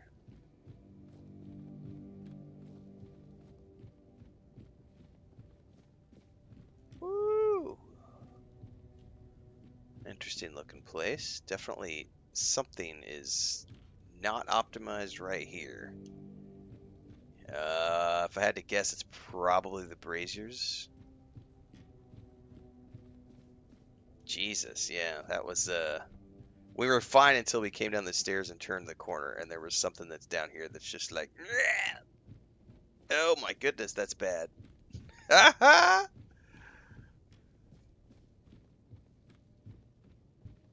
Get out of the wall textures. Come any closer if I were you. And why is that? Because I said so. And here in the official hall of the Stone Wardens, my word is law. Leave in peace. I'm not granting an audience. You're not very welcoming to strangers, are you? Ah, your powers of observation are truly impressive. Strunner sent me. It's about Thurgiv. Thrigva. Thrigva, sorry. Fool. Undead and merged with the Lone Pillar, thinking himself invincible. And perhaps he is. For now. So I guess you want to challenge him to a duel. You cannot defeat him as you are. The Lone Pillar grants him strength beyond mortal flesh. No blade will bite. No armor will hold. Not unless you earn the blessings of the giants. Listen well. To face Thrigva and live, you'll need more than just courage. What do you mean? You'll need to forge a weapon. A true marvel. One capable of shattering the Lone Pillar's might. Without it, you're as good as dead. I'll help you forge it. But you'll need to gather the giants' blessings first. They hold all the fragments you'll need. How do I find them? What do I look like? A giant keeper? The giants have no love for the likes of us anymore. Their power does not come cheaply. If Stroner sent you, then go back to his hut. His wife might know something useful. Women tend to keep the wisdom their men ignore. Why hasn't he told me about his wife? Strona keeps her close. Protective, I'd say. Or maybe ashamed. If we're being honest, the Ulford tribesfolk say she's mad. Perhaps even a liar. Claiming she speaks to giants? You can imagine how that goes over. But mad or not, she knows things the rest of us don't. Don't judge her by their words. Go to her and listen. You might find her madness holds more truth than most men's sanity.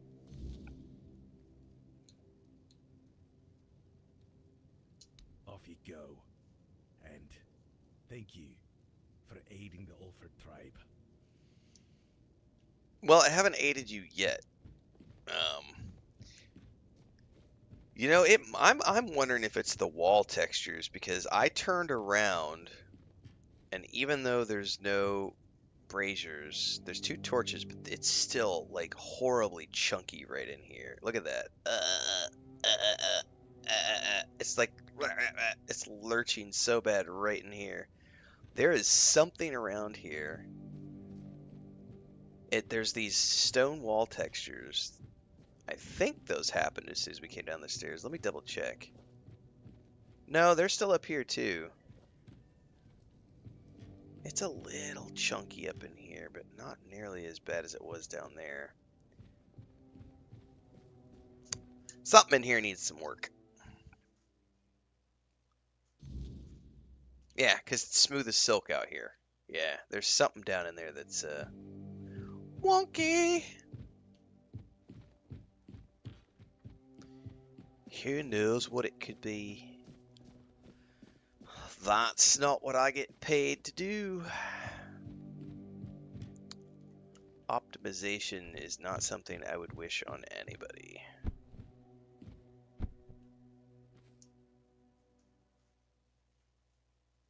Yeah, even Baldur's Gate 3, Devon. Like, Act 1 was great. Act 2, a little wonky. Act 3, really wonky. We were talking about the other day, I think it was the first 5 or 6 patches that Larian did. It was all Act 3. It was all just fixing Act 3. I think the only thing that I saw in my Baldur's Gate 3 playthrough was, because it took me a while to get to Act 3, so by the time I got there, they had patched most of it. But I was getting cutscenes airing out of order. So, like, story elements were getting spoiled for me by accident. Alright, Davron told me to speak to your wife. Vigdis? What does she have to do with this? She speaks to giants. Does that old man really believe her ramblings are the will of the giants? Unbelievable. I won't say what I really think about this. If the master of the Brotherhood believes it, who am I to argue? Because I'm protecting her from prying eyes. The superstitions of villagers, that's why. I don't know you. Why would I speak of my wife, accused of madness, to a stranger? For any Dalrita, losing one's mind is like a living death, a shame worse than most can bear. But I love her too much to grant her a good death. If Darvan believes she hasn't gone mad, but instead serves as a bridge between the Ulfr and the giants, then I'll gladly let you speak with her. You'll find her in the locked room. Here's the key. Oh, he's got her locked away? Shit, man. She really is cuckoo for Cocoa Puffs. Unity engine. Which is why I could speak to how bad the Unity engine is for so many things while playing this game. I was like many other indie developers in that when I started, which was, it's been 10 years ago now. I think it was 2014 was when we started, 11 years ago. Unreal was not available to the masses. So if we wanted to use the Unreal Engine, we were going to have to pay a $100,000 licensing fee to use Unreal. So that was before Unreal switched their business over and started offering their engine for free in exchange for a percentage of back-end profits. So we didn't have $100,000 to invest in the Unreal Engine, so we I gotta figure out a way to get over there. We started with Unity. And Unity does lots of things really well, especially if you are someone with no budget and you're getting started and you're trying to learn. And it had the marketplace, and you could get assets that you could just plug and play, which is awesome for things like top-down CRPG, like, or very simple games. And there's a lot of amazing Unity engine games. Unity is not a great game for this open 3D. I mean, it would be much better if this game was built in Unreal, but I will admit that they have done a reasonably good job with this game being built in Unity. But it still has its limitations when it comes to the performance. The major issue with Unity is that it doesn't have the budget of Unreal, not just monetary budget, but also rendering budget, and the HDPR pipeline is not that great, and it does many things well, and it's a very easy engine to use. But I will say that since my brother and I switched over to Unreal, which was 4 or 5 years ago, Unreal is superior in every way, shape, or form. It's easier to use. The tools are better. It has a university that can teach you how to use it. It automates the lighting and shading with Unreal 5. The blueprint system is fucking amazing, where everything's just drag and drop and plug things in together. It's super intuitive. It's really easy to learn how to use, and you can do way more things with Unreal. But in any case, Unity was easier at the time to get into, and it allowed us to get our foot in the door in terms of game development. But a very shitty game engine for MMOs, and if I could go back and do it all over again, I would definitely not use the Unity engine to build an MMO. Oh shit, I didn't realize you were cooking. Thank you.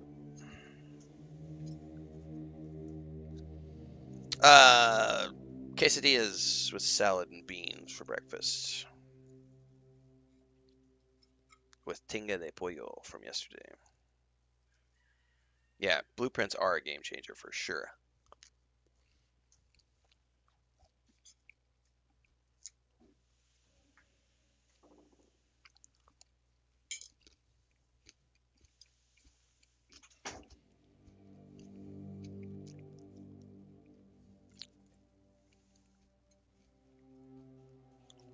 Hang on, I missed a question.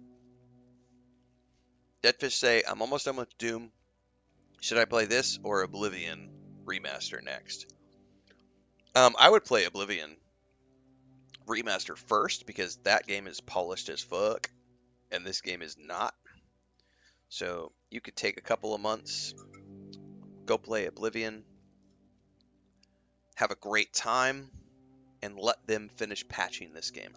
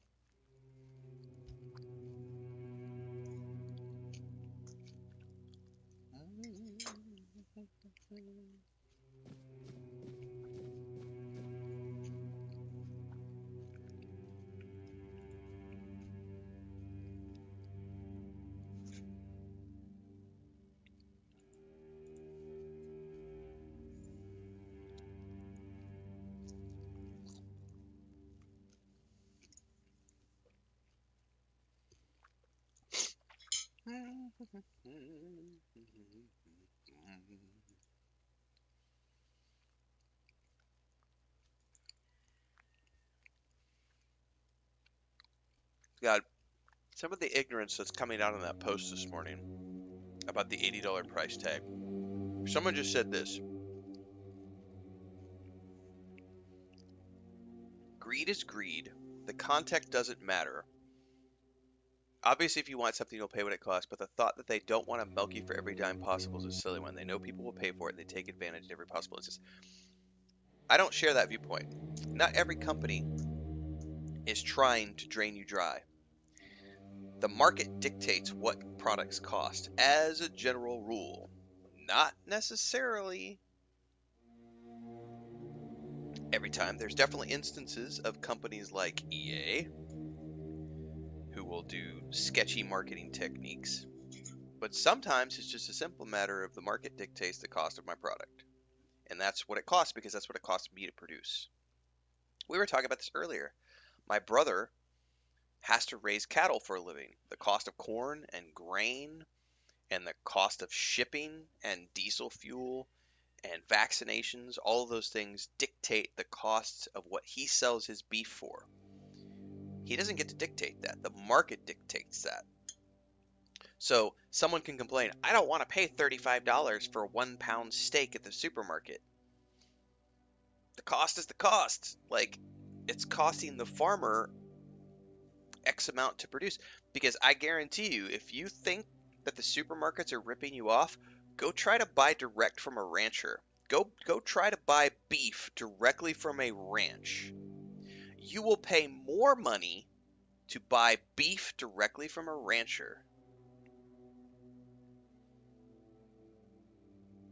If you try to buy beef directly from a rancher, you will pay more money than you will pay at the supermarket. Because a rancher is not mass producing at a cattle facility. They are producing a few hundred cattle at a time. And so they have to charge what they have to charge to make a profit. It will cost you more money if you want to buy beef direct, generally speaking.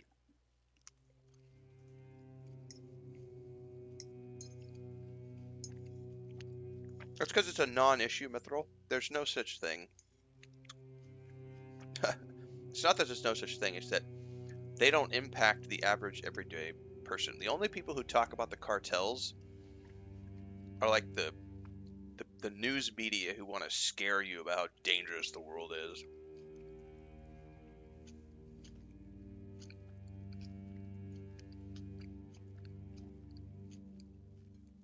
Now, they definitely exist. Like, a good example is last month, I think, there was a Mexican beauty influencer. I say beauty influencer. She was a TikTok star. Shot and killed live on TikTok. She was unalived while live streaming at her beauty parlor. Who unalived her? Ex-boyfriend. Who was her ex-boyfriend? A hitman for the cartel. Why did he unalive her? Because she dumped him, and he got pissed. And as a criminal, he did what all criminals do. He said, "Fuck you, bitch." And he went and took care of her. But that could just as easily have happened in Chicago. London, well, London has more strict gun control laws, but you know what I mean? Like, that was a criminal psychopath doing what criminal psychopaths do. It has nothing to do with whether or not he's part of the cartels, but that's what the media will tell you.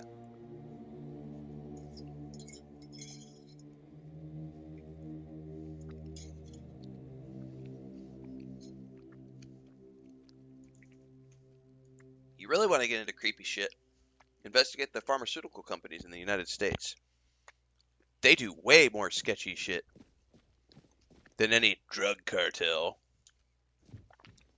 in Mexico.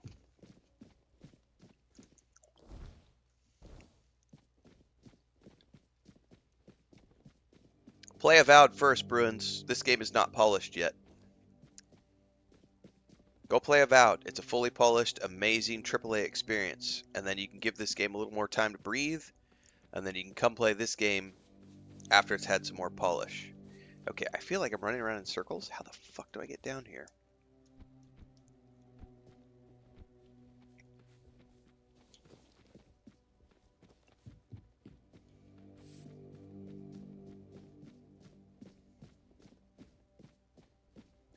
I feel like I just need to like jump down over the cliff and then figure it out. It's definitely down there somewhere. Oh, there's like a road.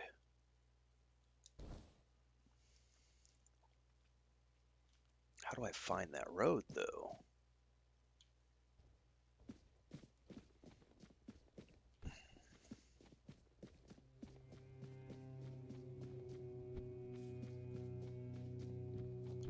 Do I maybe have to leave town?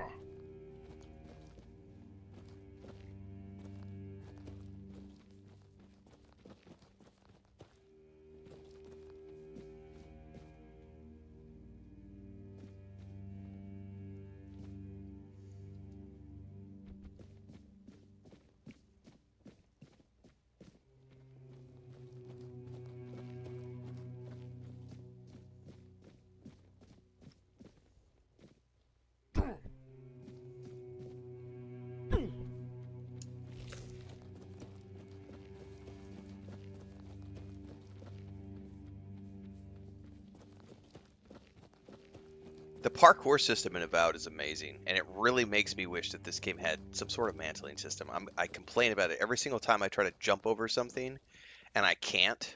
Like, I'm sitting here like this right here. Just let me jump up, for the love of all things holy.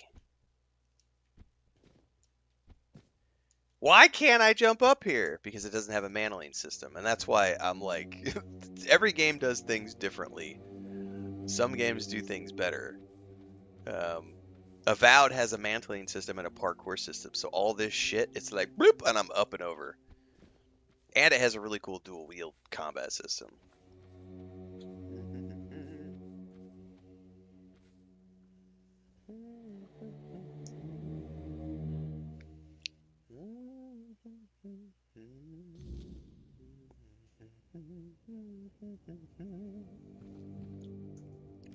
Given the keys.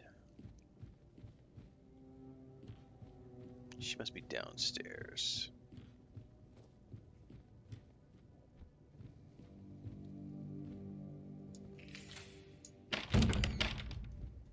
Okay, so by the way, this place is using the same stone walls that other building was using, but there's no performance issues in here. So I wonder if there was statues lining the wall in that hall, and there was also the braziers. So my money's going to be either on the braziers or it's the statues. He's got this poor woman locked in a cage.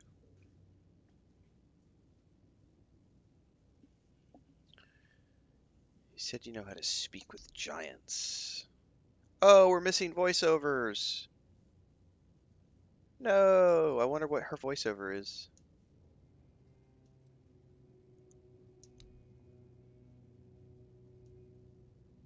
They did say their next patch is going to focus on voiceovers, so hopefully they're going to be fixing volume levels and also addressing stuff like this where there's missing.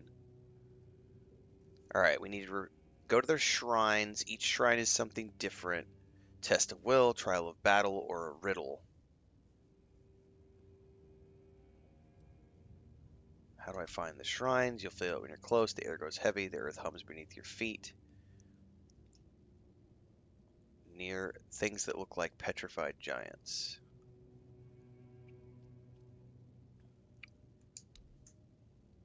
For the summoner, you'll need proof of the hunt. You'll need flowers. Okay. Giants demand truth, not tricks. Why did the Ulfer think you're mad for knowing all this?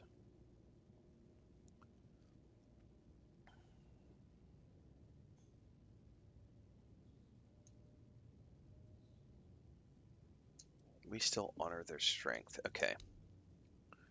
Well, I'm going to leave her door open. Hopefully she can go out and live her best life instead of being caged up in a cellar because she talks to giants.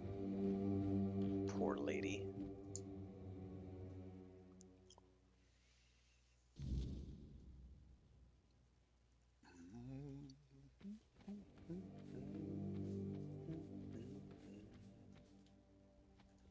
All right, so this...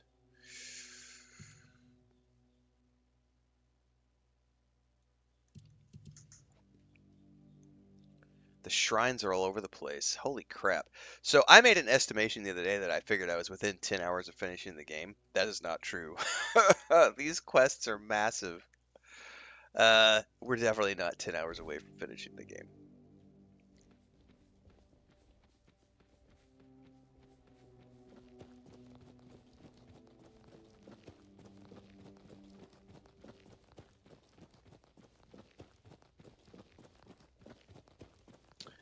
Oh, I can't get across that. I don't know how I'm getting over there.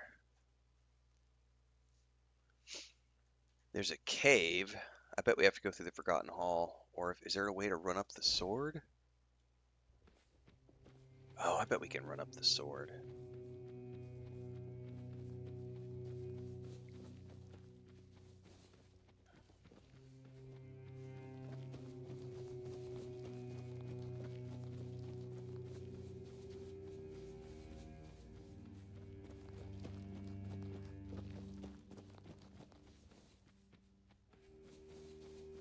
Oh no, I'm not going to be able to go across that. The fuck are we getting over there? I bet we have to go through the hall.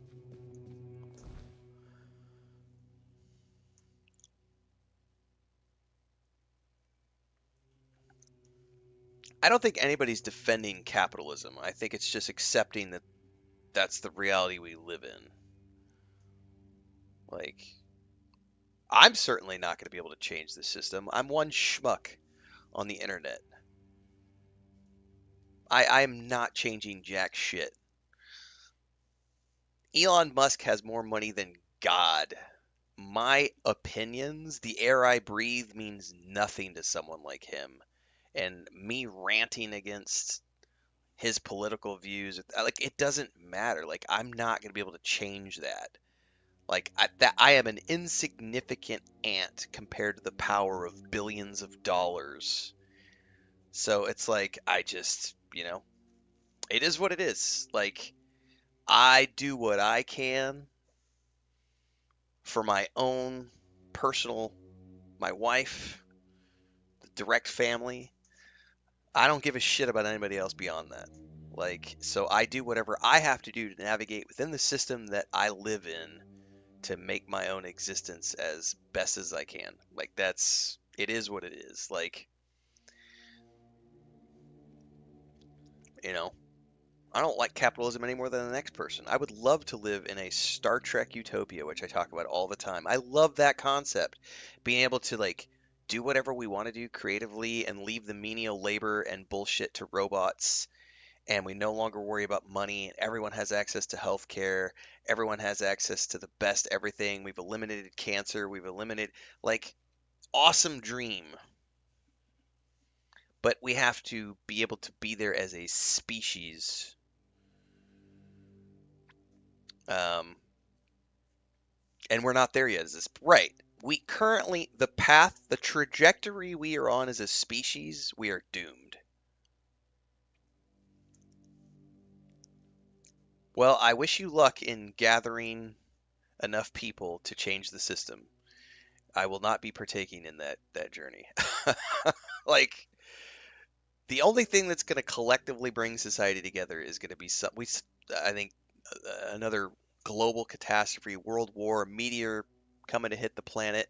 And even then, let's say there's a meteorite coming that's going to destroy the planet. It's still going to be the rich. I mean, what is that movie that where they build the arcs.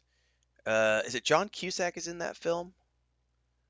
It's like one of those asteroid movies, and it's like all the billionaires go and build a bunch of like special arc ships to live out their life, to be able to survive on the ocean, right?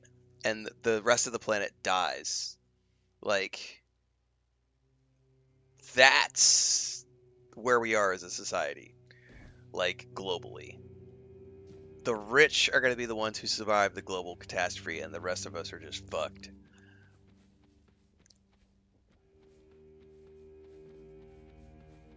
That might be the name of the movie, Barbarossa, 2011. It's been a while.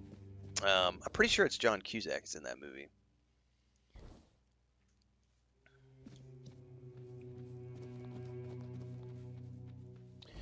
How the hell do I get... I've got to probably go through that cave.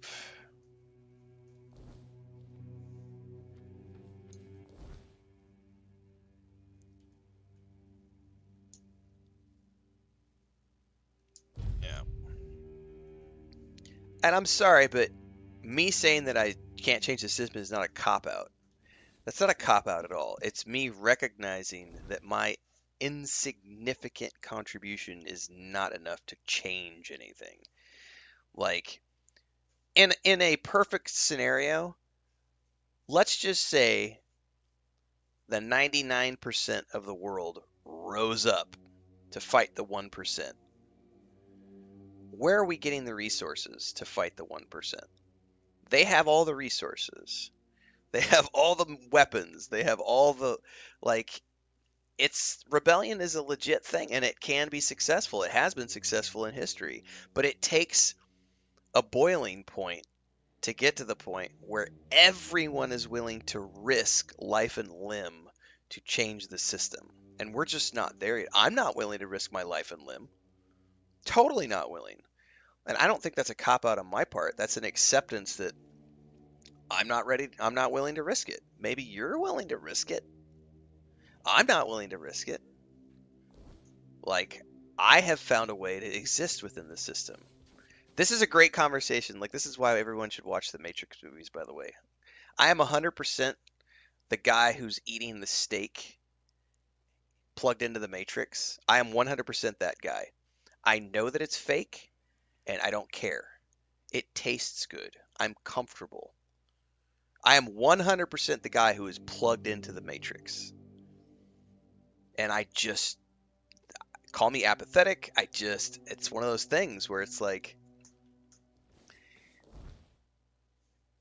we haven't gotten as a species to the point where I'm willing to rise up and say, yeah, fight the system.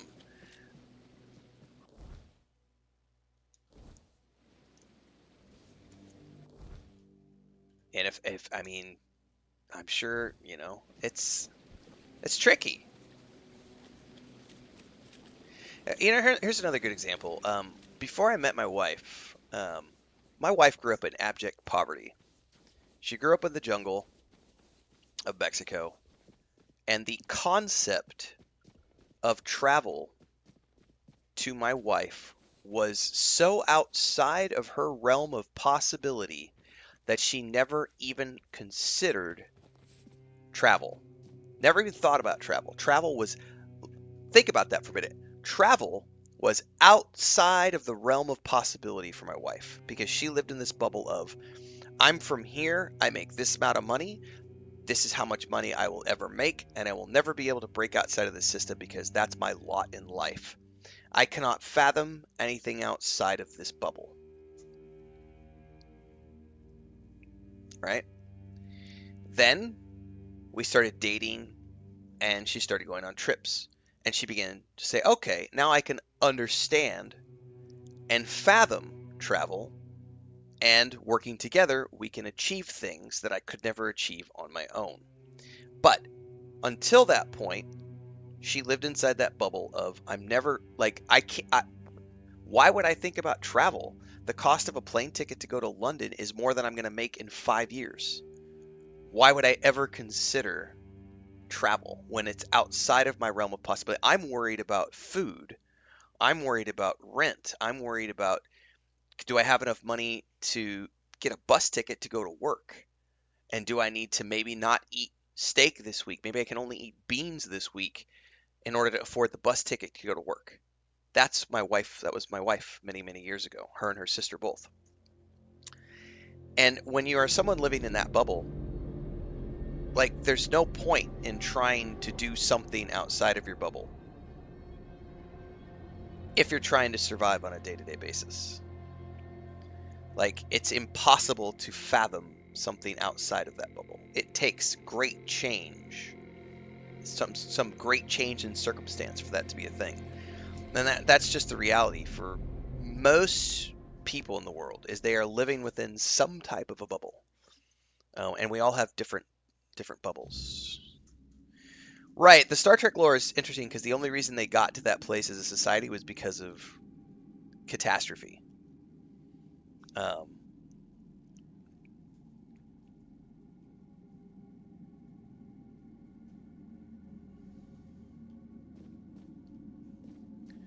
Alright, I didn't see a way out of this cave, though.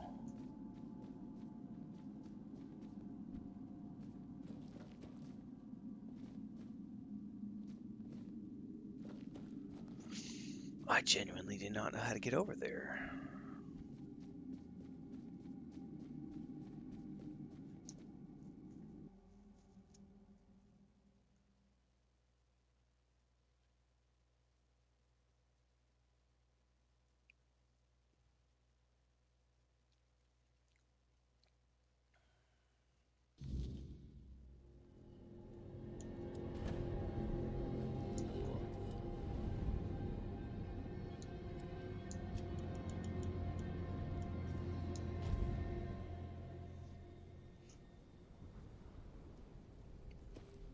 Where the heck do I need to go?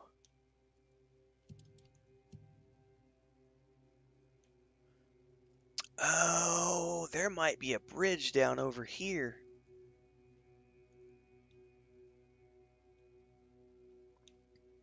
Because I don't think I'm getting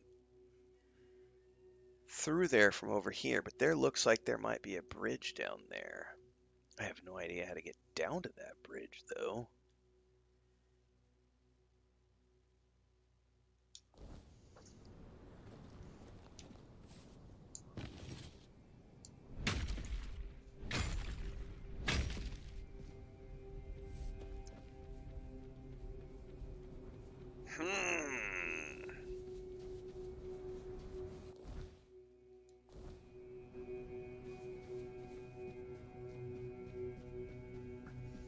And every system has its flaws too. Like, there is no perfect system yet. Like, I know someone said something. I just saw the word communism go by in chat a minute ago, and I had mentioned this the other day. I was involved with a Bulgarian woman for a while, for like 8 years, and I lived in Bulgaria for a few years, and I used to travel there a lot.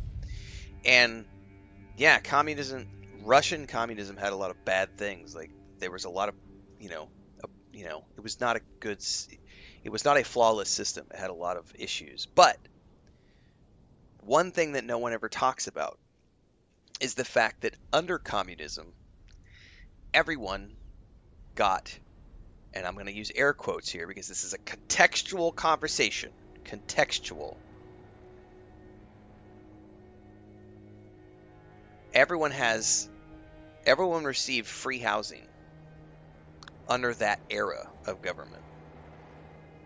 And so when you go to modern day Bulgaria, Serbia, etc., Romania, those people, they don't have mortgages. They don't rent. They own their homes because they are generational homes that were given to their families during the communist regime. Yeah, it was more of a centralized social system. I'm using blanket terms here. So when you go there, it's something that no one talks about. This benefit of a system that was arguably not that great was that people don't have mortgages and rent, and they have places to live. They have roofs over their heads, and so on and so forth. And that's something that other countries have to worry about. They have to worry about paying rent. They have to worry about, so there are pros and cons to every system. It's you can't just blanket something and say this is evil. It's all evil because of. No, there are pros and cons to every system. It's complex. It's very complex.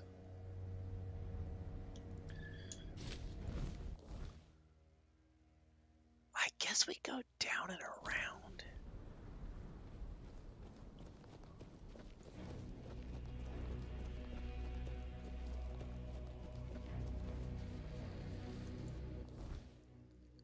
Okay. Curve around.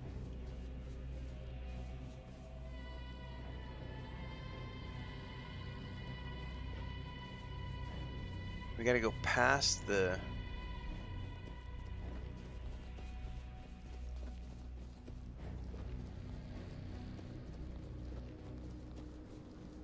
Yeah, a perfect example is Americans who think that China is communist. China is not communist, but the average American doesn't understand that China is not a communist country. But that's propaganda for you. That's the #1 most powerful tool in any government's repertoire is propaganda. That's why someone was asking earlier about Dune, and I was like, we were talking about House Atreides. I was like, Duke Leto was just as bad as all the other ones in terms of being willing to use propaganda as a tool on Arrakis because he understood. It's in the books. It's never mentioned in the films or the TV adaptations, but it's in the books. The fact that Duke Leto is not that nice of a guy. He just happens to be on the side that treats the Fremen with some amount of decency, but he's still just as ruthless of a lord, of a ruler, and in terms of using mercenaries and all these other tools. All right, I am legitimately confused with how to get over to this other side because I cannot figure out...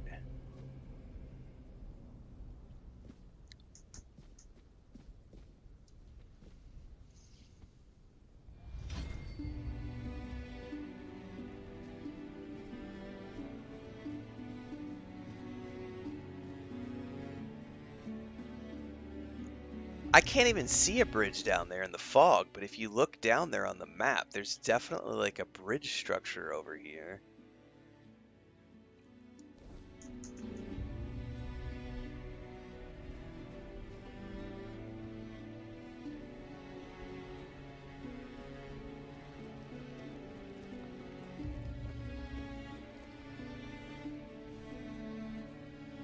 I'm about to go look this map up on the internet and try to figure this out because this is starting to piss me off.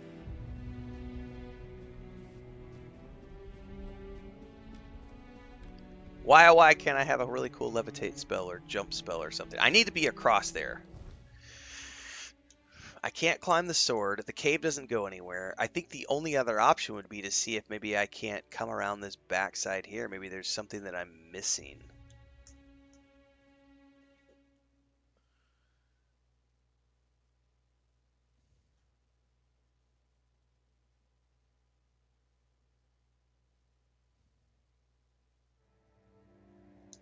Maybe we just say fuck that quest and go to the other places first. Oh no, I almost fell. Yeah. He's definitely trying to have viewed that whole The world is gonna be... We're not making enough babies. Meh. This is the stupidest thing I've ever heard.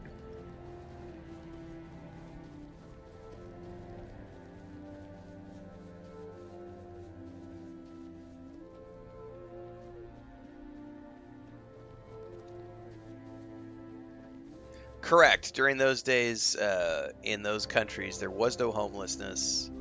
Everyone worked. Yes, it was again, pros and cons. You were given homes based on how many kids you have, and you were expected to work. You were part of the system. But generally speaking, no homelessness, just abject poverty. I mean, we can look at Cuba as a good example.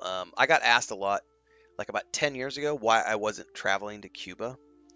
And I said, because I don't want to go to Cuba because I am not going to be able to eat any good food, and I won't be able to have good internet, and I need those things. Like, I need good internet to work. And it's like the system in Cuba is so horribly messed up in terms of, sure, theoretically, everyone is supposed to be equal, but it doesn't work like that. The restaurants are the ones who, like, as soon as chicken gets on the shelves, they literally have people who are paid by the hotel staffs and the restaurant staffs.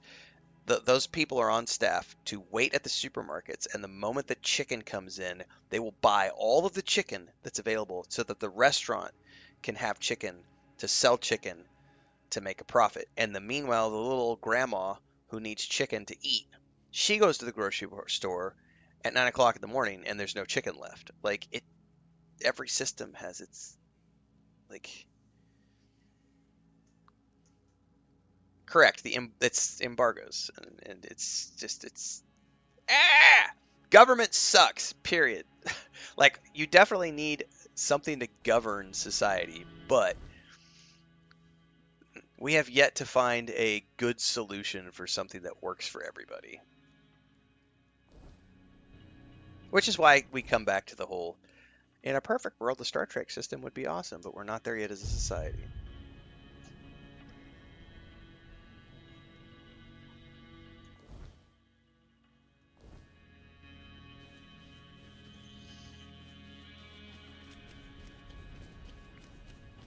Oh, the animal thing is a fun one, JK, because so my old man had a meltdown when Chris and I ate horse while we were in Spain, because he rides horses and has a horse as his best friend to help him with his cattle ranch. It's like, so it's okay to eat the cow, but not okay to eat the horse. You do realize that it just depends on where you live, dictates what animals are food and what animals aren't food.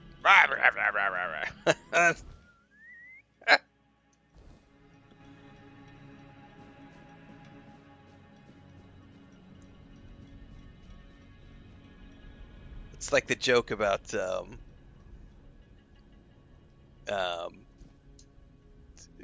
Chinese food, meow meow, because in certain countries, it's okay to eat cats and dogs, and it's not okay to eat cats and dogs in another country. It's cow. You don't eat cows in India because of the religion, but yet in the United States, like, beef is like the #1.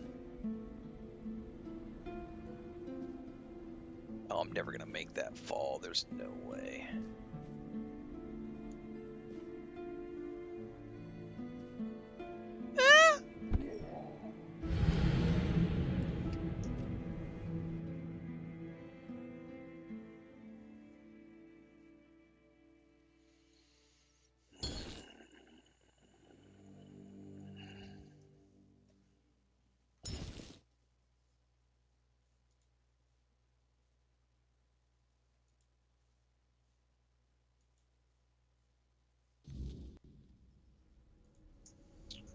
So there's definitely something down there, which I hadn't considered. So I bet I need to turn around and run back over here and get back to the base of that river area, which is like up this way.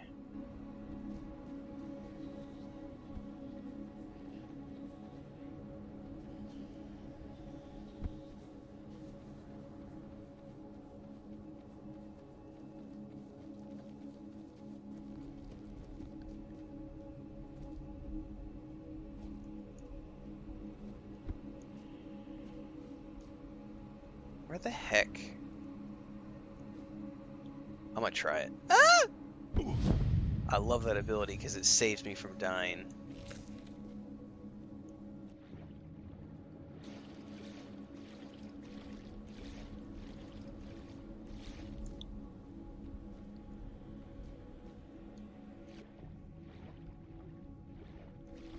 Just hope there's no dangerous fishies in the water.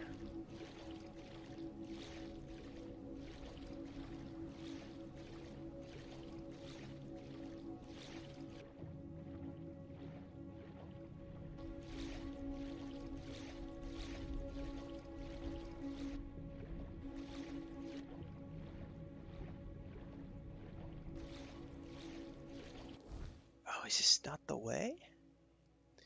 I thought I saw like a path down there. I must not be able to access it from this side. It must be on the other side of that wall.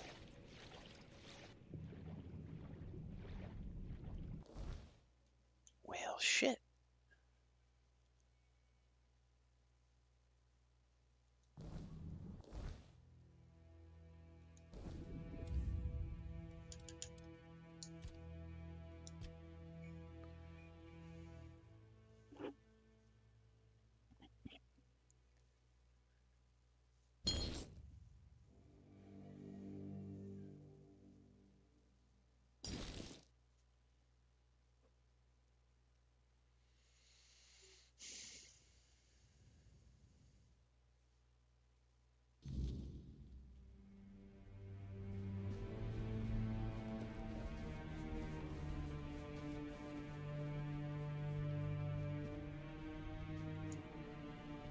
Dude, I'm starting to get a little frustrated for sure because I can't find anything. I can't find a way to get down anywhere.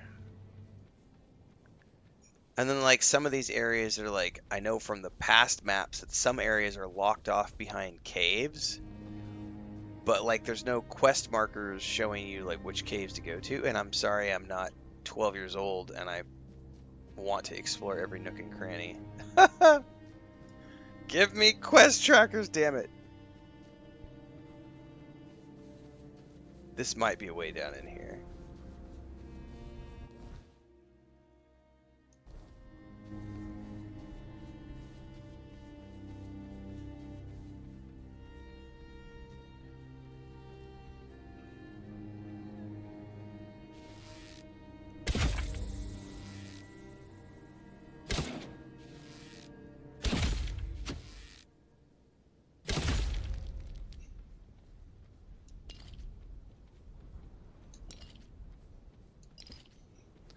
Alright, this got me relatively more close to this.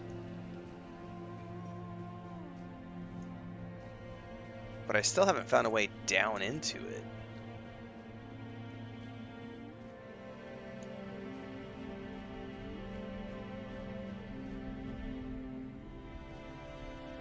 Like seriously, there's a whole like floor down here that I have no idea how to get to. Like canyon down in here.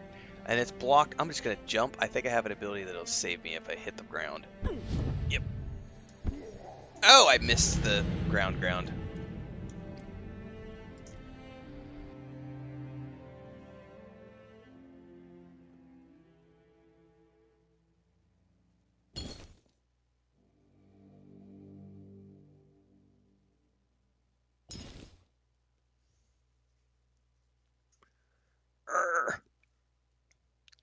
Sometimes I just want to be able to get down to the place I want to go, and then you can find the way out that way.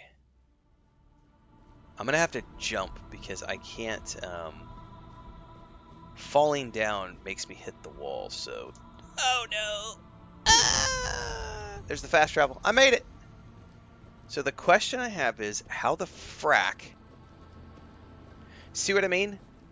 This is what I'm talking about. There's a cave here that we would have needed to have found.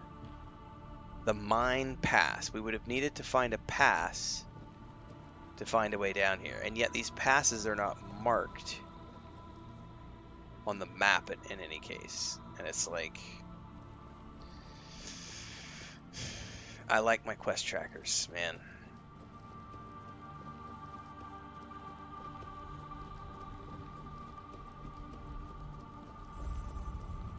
I don't really consider...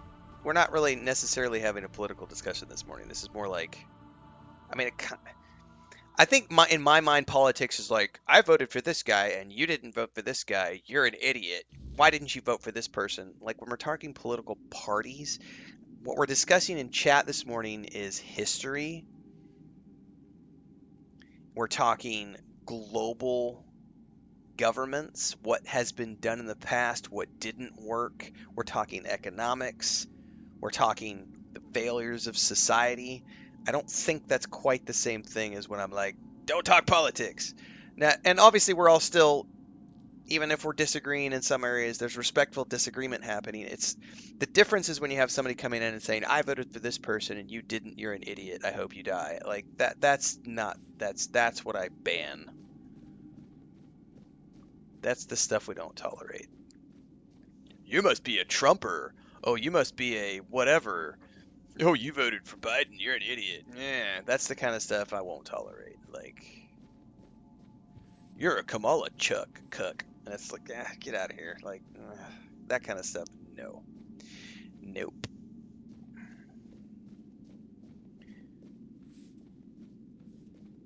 Alright, this guy's creepy. Let's do this before I duck out for a... Give a animal part. Have a blood clot. Tread where others dare not. Speak, mortal.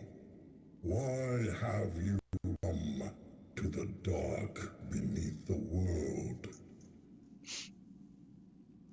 I seek your blessing to help defeat Thurgiv. Trigva.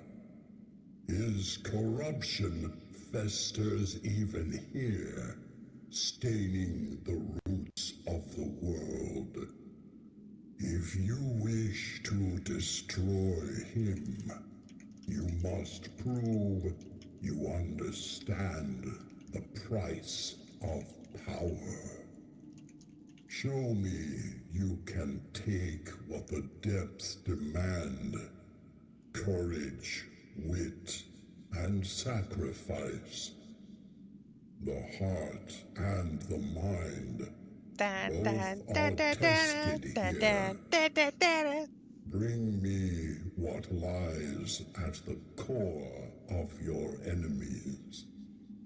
The heart and the brains of a beast will prove your courage and cunning. Pretty sure I have a heart and a brain on me right now. Will you earn the blessing of If the not, dead? I will have them in my chests. Oh shit, I'm gonna have to fight one here. Ah!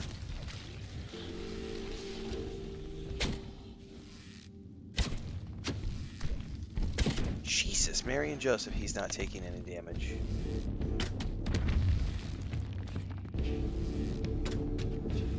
There he goes. Oh no! Oh no! Okay. I'm gonna have to figure out the boss fight.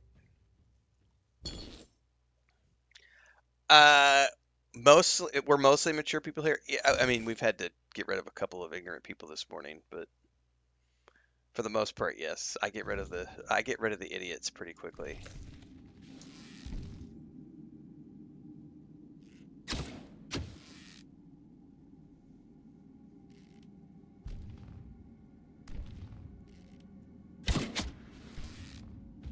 The beast lies slain, its heart and mind laid bare. Sneak attack! You have proven yourself mortal, not just in strength, but in will.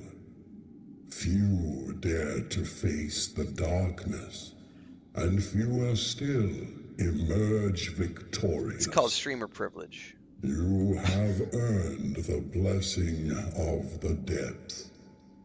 Take it and know it binds you to the weight of what lies below. The unyielding, the eternal, the unseen. This fragment is yours, forged by the shadows and the earth itself. Go now, and tread carefully. The depths remember all who walk them. So two things happened right there. So notice how my arrow is stuck in the middle of nowhere right here. So first and foremost, if you're crouched, you get sneak attack if they don't see you. So when it respawned me, I was back here. Oh, the arrow just disappeared. So if I shoot right now from here, so I was sneaking. See how the arrow just gets stuck in midair? There's a fucked up collider on this crystal formation right here. So it's acting as a collider. So when I respawned, I crouched like I would anyway to get sneak. He didn't see me because I'm behind this structure. So even though I can see him, there's a collider here. Right there, there's a collider. So he's not able to see me and I can't shoot him. So I was able to ease around the corner and I was able to shoot him from here. And that's the only reason that worked like that. I was able to get... yeah. Oh, by the way, guys, this right here, so this is a perfect example what we were just showcasing here. That right there is the perfect example of low budget indie game development. There's nothing wrong with this because from a fundamental visual perspective, no one is ever going to know that there's a collider here. The only reason I know there's a collider here was because I happened to shoot an arrow, and it didn't. So there's a box. Essentially, if I was in grid mode in the world building tools for Unity right now, there would be a box, like a green box or whatever, like a mesh around this. It might be a cylinder, it might be a triangle, but there's some sort of a structure around this asset. So this crystal right here is an asset. And there may be 2 of these stuck together, there may be 3 of these stuck together, but that's an asset that you can take and you can scale up or down. So you can make it look bigger or smaller and put it in different places. So we can look around the room. That asset is used in multiple locations all around this room. It's a 3D asset for those of you who don't know game development. So this is the difference between indie game development and AAA game development. Indie game development, they don't have the manpower or the man hours to bring that. That was the screen tear too that we're seeing. In AAA, you would not have that. There would not be a box collider around that. They would have everything flat against the surface of the asset. They would have it wrapped like a skin. But in this case, they just have a box that's sitting here. Now, we can't see the box, but if you know how game development works and you know how asset placement works in a game engine, then you know that there's a box there. And what our arrows are interacting with right here is said box. And that mob could not see me because I was behind the box. So even though I could see him, he can't see me because I'm behind the box. Getting over here, we're outside of the box. Behind here, I'm behind the box. So that's a really quick and easy example of the difference between AA or indie and AAA. Because in AAA, that would not be allowed to be like that. Yeah, the mesh collider, it's a mesh collider versus a box collider transcend. Yeah, correct. So this is a great little learning thing, because this gets into people who will say things like indie game development is so much better than AAA game development. No, it fucking ain't. Because AAA, they have the manpower and the man hours and the budget to fix shit like this so that this doesn't happen. This is an example of where AAA is better than AA. Contextual conversations are important, kids. In some cases, indie development can be better. In some cases, AAA development is going to be better. We talked about this the other day. This game has, I can't mantle on anything. So you get up against a surface where it's too high. I can't mantle on top of that. Whereas a game like Avowed, which has a mantling and parkour system, I would be able to push myself up against this ledge, jump against it, and it would automatically launch my character on top. And then in Stalker 2, we saw this example of where you would need to walk across like the top of a bulldozer, and it would be like, you know, something that was supposed to be like 8 inches wide, and you would be looking down at your character's feet, and it would literally, if you were 1 millimeter off to the side, you would just fall and plummet. And in a AAA game, they will build a collider that extends, or a mesh. You know, they'll build where you can walk, like the nav mesh stuff. They will build that out several inches on either side of that platform so that when your character is walking, there's room for error. I can't remember what game we were playing recently where I looked down at my feet and I was like literally standing off to the side of the beam that we were walking on. I was completely off the beam, but they had created a wide enough space so that players who can't stay on a line and who can't navigate that well aren't penalized for not having like precision when they're running across a beam. That's the difference between AAA and indie, are little things like that. So I'm having a great time with this game and it's absolutely a phenomenal experience, but this is just a really super easy example of where they have not polished their game because they don't have the budget to do so. So they have left this, I'm going to say, ugly box collider in place, as opposed to meshing it. But yeah, this is one of those perfect examples of indie versus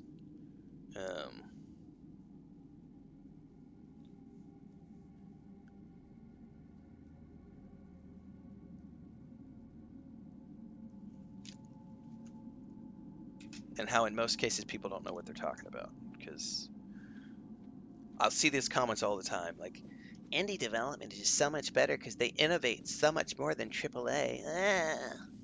No, no, that's not true. You're making a blanket statement that lacks the contextualization of but indie games are built with passion and AAA aren't. No, again, not true. There is something back there that I don't know how to get to. The idea that people working on AAA games don't have passion is just so ignorant. The suits ruin everything. That might be true. Suits can ruin things. But that's the contextual part of that conversation. Because in some cases, when you have those mega corporations running game companies, those guys might not even play games.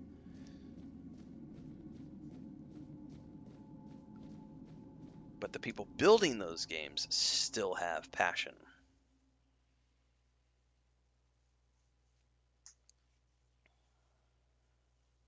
I wish everybody would go out there and try to build a video game. It would give them so much more, a greater understanding of so many different things. If you just try to build a game, try to produce a CD, try to go on tour with a band,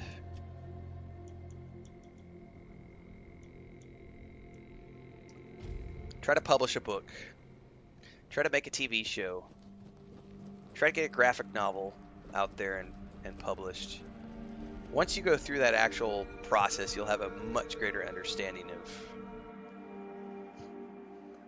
business and how it impacts development. All right, I gotta make sure there's no enemies here. I'll be right back.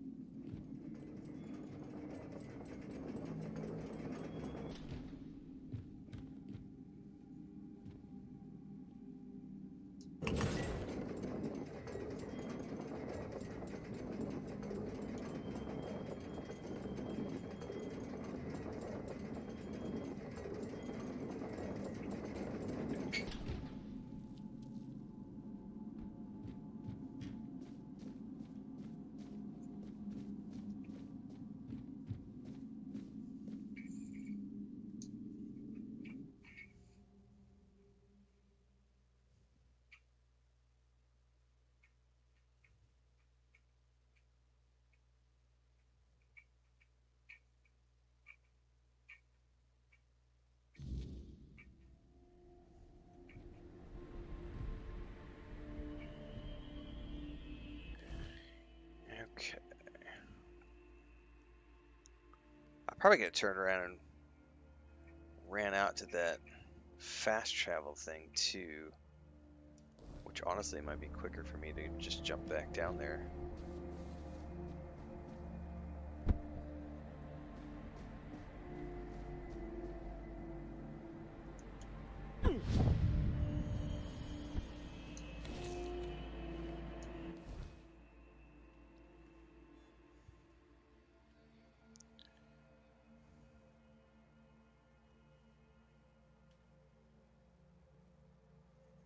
I don't have anything close. We go here.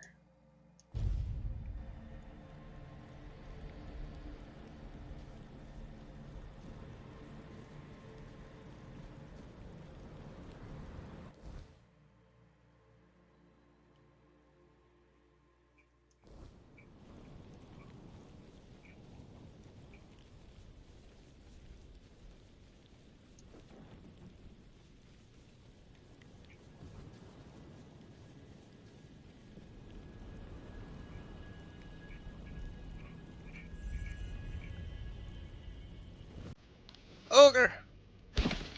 Creepy ass ogre.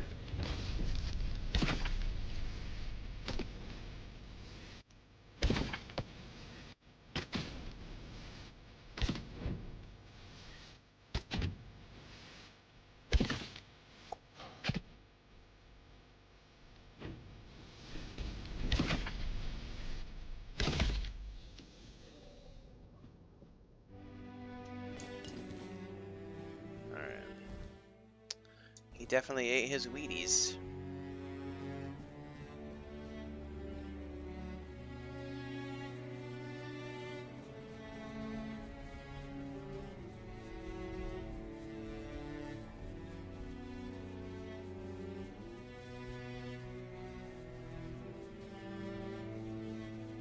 Is Wheaties still around as a cereal? Does anybody know? I remember that was the big thing when I was a kid, was like Wheaties was like the cereal, like wheat. It's a wheat-based cereal that the Olympic athletes would market, and it was always, you know, you want to go big and strong, you eat your Wheaties. I don't know if that's even still a cereal anymore.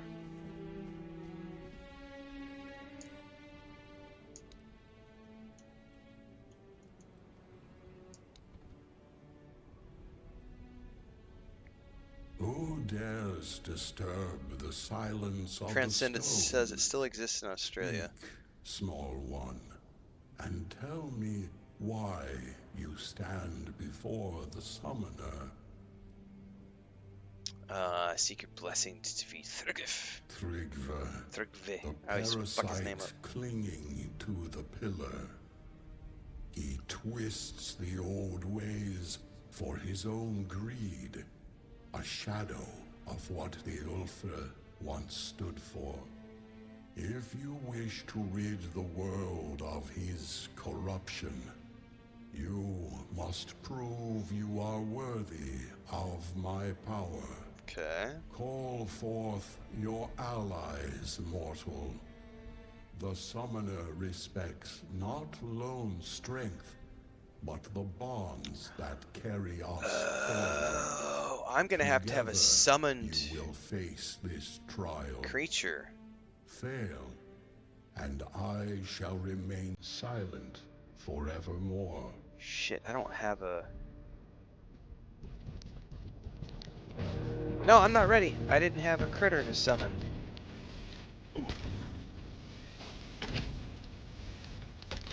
I may have to reload this. Oh, I'm stuck in a corner. Get away. No! Run. Oh shit, I'm up against a wall.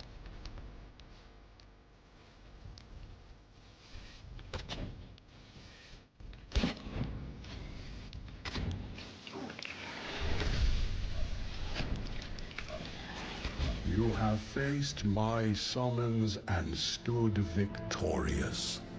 Few possess the strength to endure, and fewer still the bonds to overcome.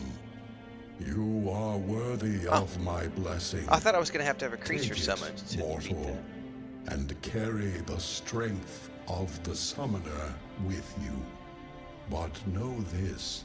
Wheat My Bix. power is not a gift. It is a burden.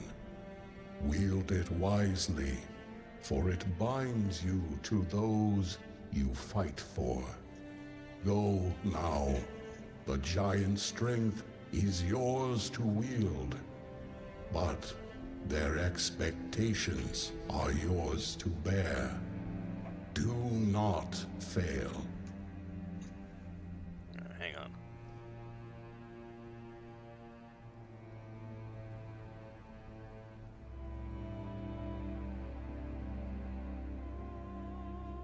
So it's acting like I still have to click on this.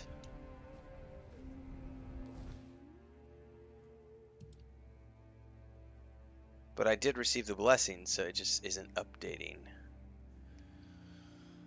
Okay, that third one is still down there. I have no clue how to get down over here. So I'm gonna go see if I can't find a map of the Forlorn Swords online.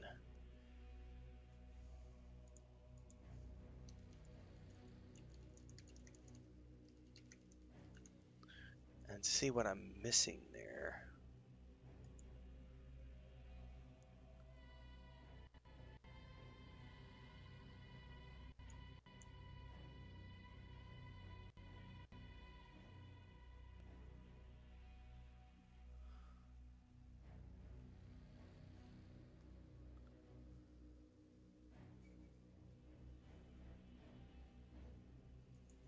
Huh.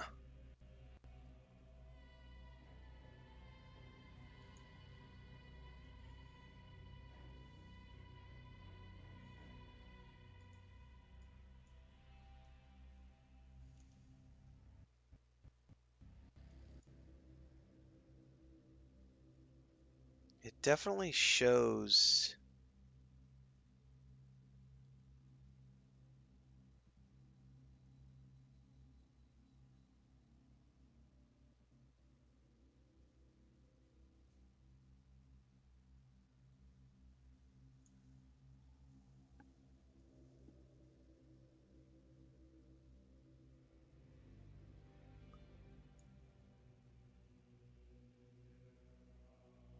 Yeah, I have no idea how to get down there.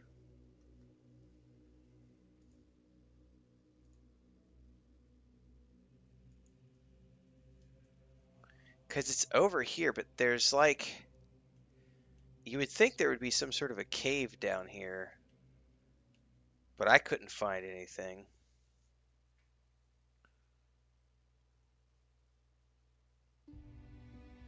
Unless I'm missing something.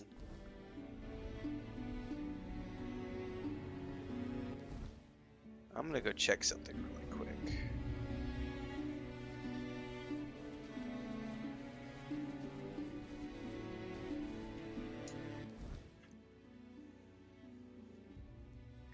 Because maybe this goes into a cave that I'm not aware of.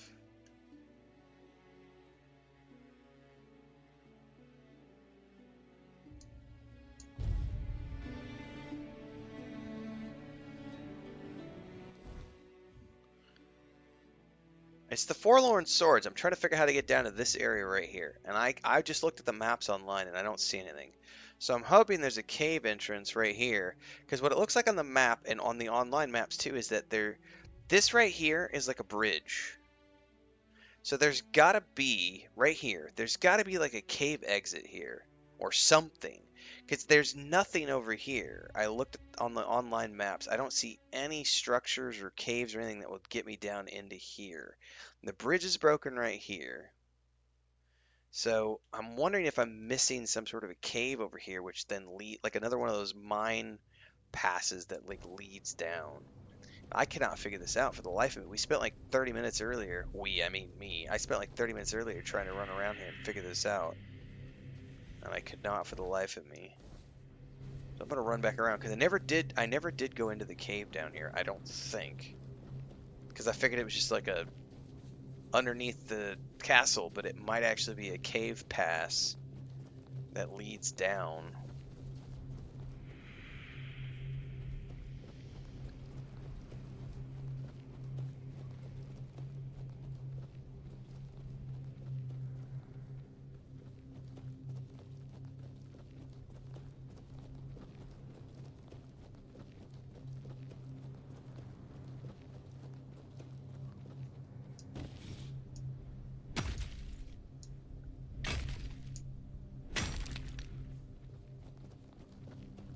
Yeah, it's gonna lead right here.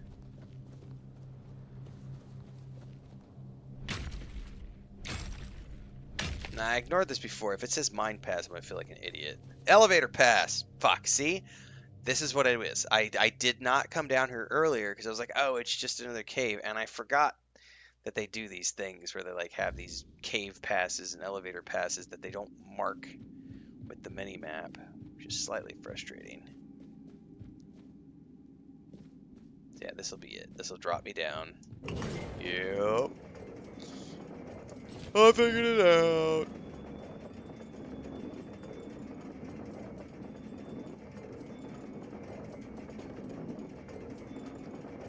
That's just me being old and cranky and be like, I want my mini-map markers.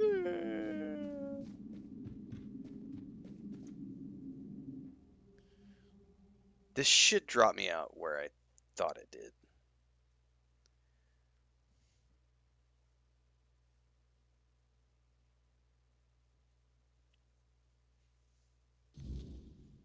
And I get a fast travel marker. Thank you. Double check. Yep. I'm exactly where I thought I would be. Alright, problem solved. Oh, fuck out of this. Stupid.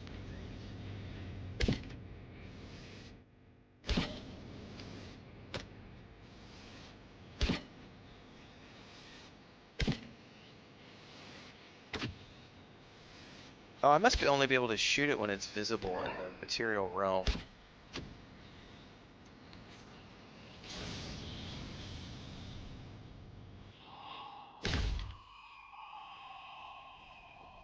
Gotcha, bitch. The POIs need work a lot. Yeah. They do have on their Twitter page, I don't know about their other social media or whatever, they have a list of things they're working on for the next patch, and they said, I'm pretty sure it says POI markers along with voiceovers.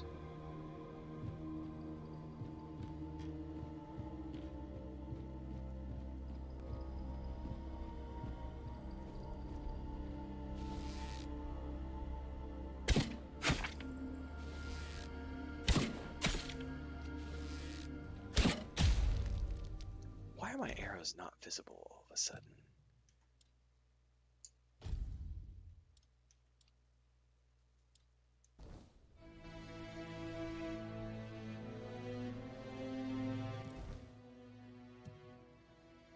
I gotta go way up. Let's just follow the path.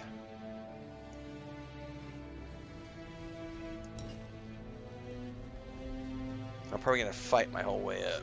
And this is where I really wish I had invisibility spell, because sneak does not work that well when you're facing all sorts of enemies.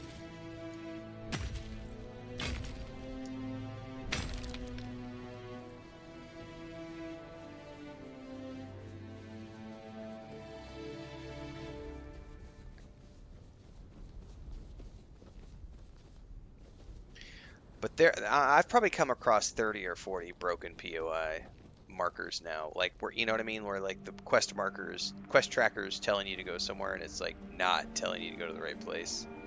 It's happened a whole bunch. And I'm gonna have to face a whole bunch of these critters.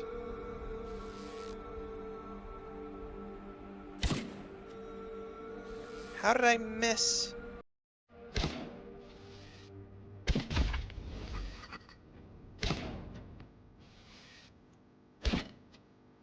These guys are good at dodging.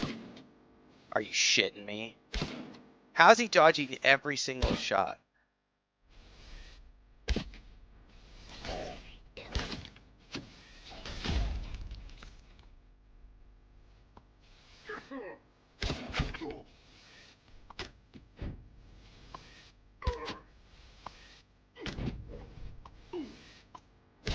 That guy is firing so fucking fast. What bow does he have? Can I have that bow? Rimmer bow. Please tell me that's like a rapid fire bow. Because he sure as shit was firing fast.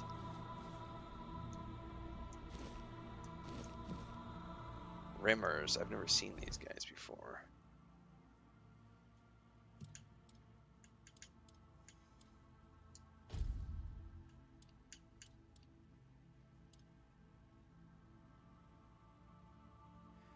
It's a little less DPS, but it felt a lot faster. Oh my god, the draw time is so much faster. I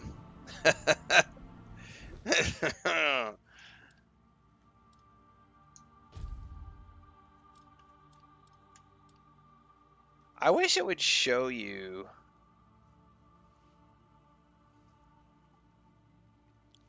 the speed when you're looking at weapons. That's something they don't show you.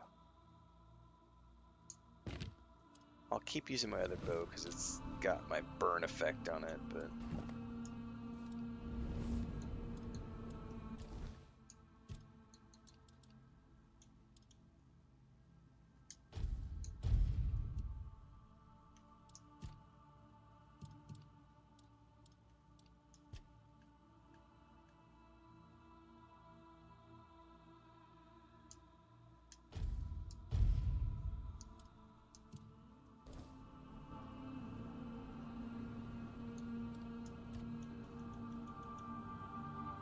Beware, the air is thick with weirdness. It would be wise to keep your eyes open.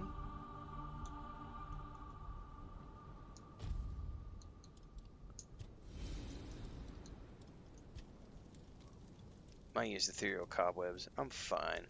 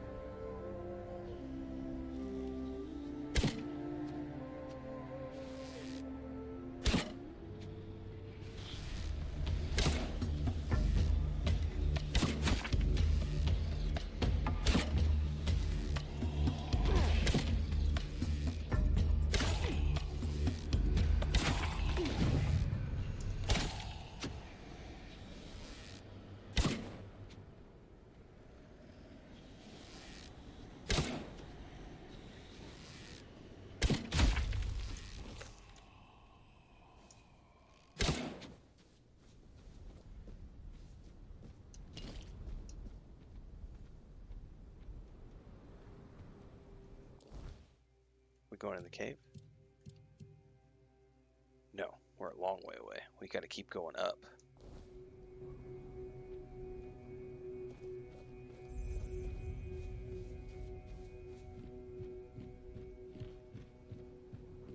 It is a very good book, Spitter. There is a reason why the first Dune novel is... Dune is to science fiction what Lord of the Rings is to fantasy. Oh yeah, the first Dune novel is amazing. The first trilogy is actually really good overall. After that, it starts getting really weird. Even the second book, like the second book didn't do as well commercially as the first book, but then the third book did even better commercially than the first book. But after that was when he just went off and it started getting really philosophical and... yeah. But that original trilogy is... yeah, it's pretty much the de facto best science fiction novel of its generation.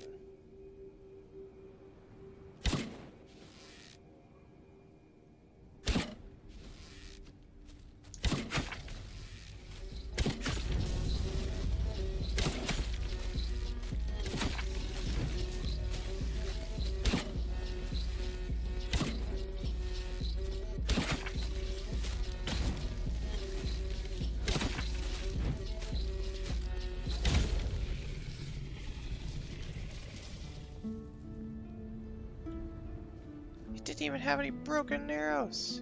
Lame. Oh yeah, you've got plenty of time. If you're doing the audiobook version, you'll be done by the weekend.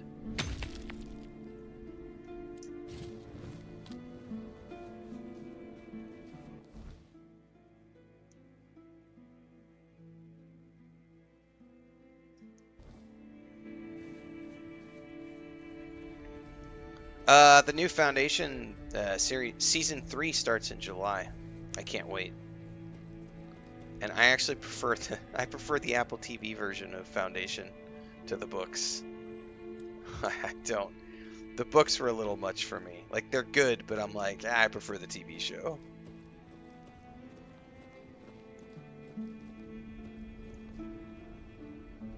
What is this pillar of light?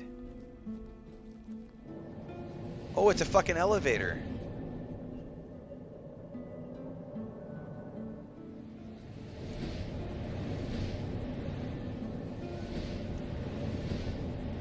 What? That was dope. Can I go up higher? I don't think I can.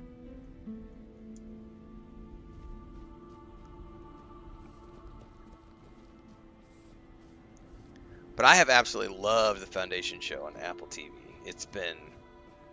It's one of the coolest science fiction shows I've seen.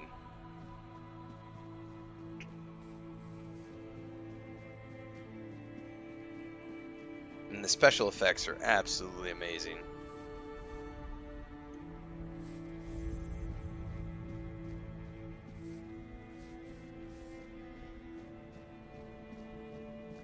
Alright, now we're getting somewhere. Wow, we still got a ways to go though. Somebody want to come in?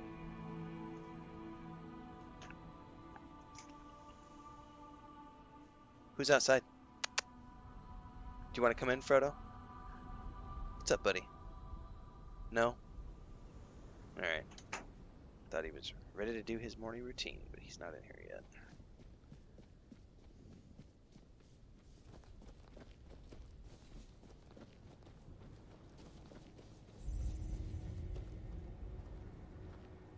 Greetings, walker in the weirdness. Your presence heralds the end of our vigil. What vigil are you talking about? The Thoid tribe longs to dream Mother's dream. It is our greatest desire, our deepest happiness. What's up, Babylonia? Mother told Senja, schooled sister, when the one who walks in the weirdness arrives, then your time will come, my children. You will fall into the sleep, and we will be together forever. Everyone together forever, dream, except Chieftain Ingvi and your humble servant, Schooled. Because of this, Mother's grace flows upon us all, and Senja's sleep remains strong and true. So everyone's asleep except you and your chieftain. Yes, walker in the weirdness. Thanks to you, they will fall into truth. No, not thanks to me. I'm not having anything to do with your ritual suicide bullshit. Mother is everywhere. You can see her image there, towering over our lands. We long to surrender to her. In her warm embrace, we will find eternal shelter. Yeah, JK, the thing with it is, and I'm glad that I feel like the Denis version of the films properly shows the torture of Paul Atreides, because he is not the Messiah figure. Like, there was way too many, like, weirdos out there who tried to criticize the films and were saying things like, oh, Paul Atreides is just another white savior going to the poor brown people in the desert. It's like, if that was your take on Dune, you didn't read Dune and you didn't actually watch the films. Like, he is not... It is the tale of a tortured child who was part of a breeding program, who is forced into a situation that he does not want to be a part of, but then realizing that he has no choice but to participate in that very system if he wants to save the people. And then trying to find a way to navigate through that and then realizing that it's going to cost the lives of billions of people. It's not a nice story. He is not Paul Atreides is not the messianic figure that's there to save the people. No, no, no, no, no, no, no. And I think that the films did a really good job with Timothy Oliphant, sorry, Chalamet, wrong Timothy, with Chalamet's character and his version of Paul Atreides, like yelling at his mother, like, you know, you did this to me. Like, yeah, oh man. School is not worthy to reveal mother's secrets, not even to the walker in the weirdness. Yes, better. There's going to be a ton of stuff that you'll recognize from the beta of the game, even though they're doing a different timeline from the books. Alright. I don't care to help this guy yet. By the way, I don't know if there's another fast travel.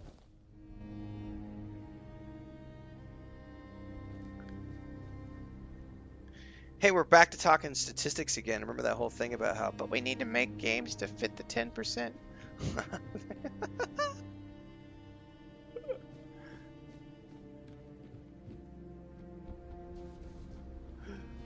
Make me laugh.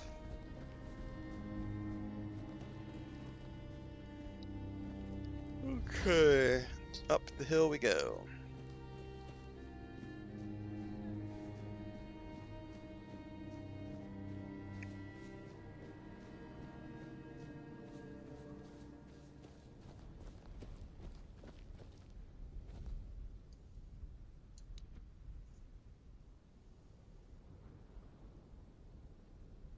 Oh, we're missing voiceovers again.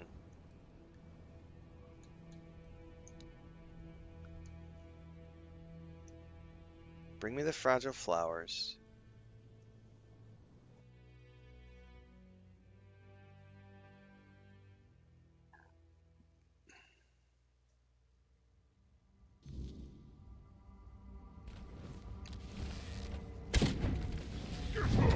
Oh, he killed me with one hit.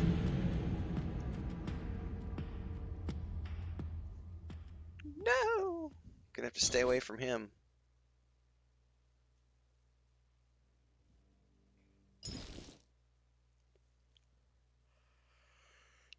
Ooh, excuse me. Run away. Oh my goodness. What did he hit? Oh, there's more than one? What the fuck am I looking for in here?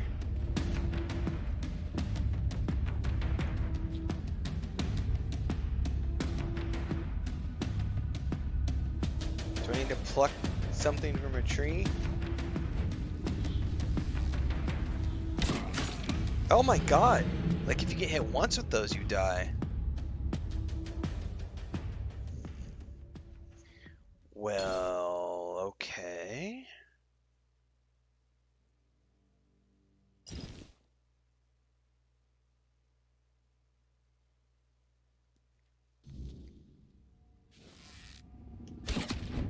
Resistant. No.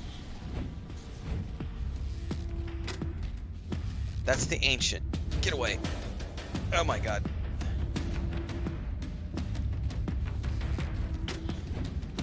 Nope.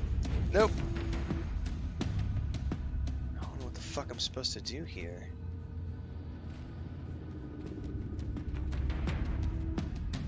I'm looking around. I don't see any plants.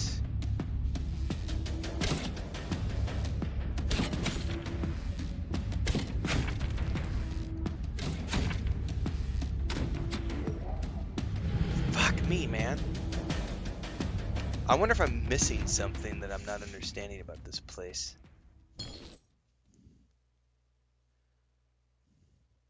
And I'm on story mode. Keep that in mind. This might not be balanced, or there may be a mechanic here that I'm not understanding.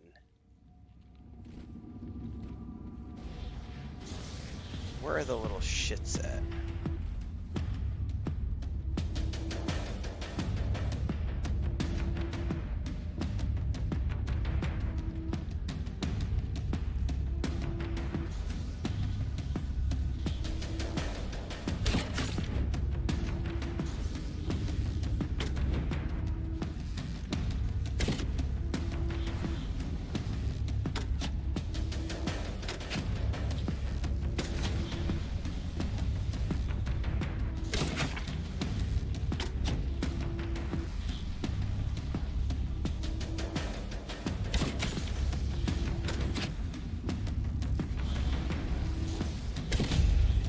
down. I think there's another little one somewhere. Oh, they got me something.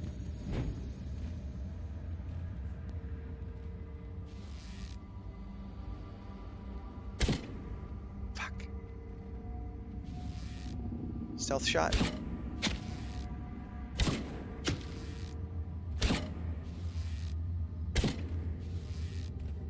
Why are my shots missing? Oh no, I'm stuck. Run. Run. Oh no! Fuck you!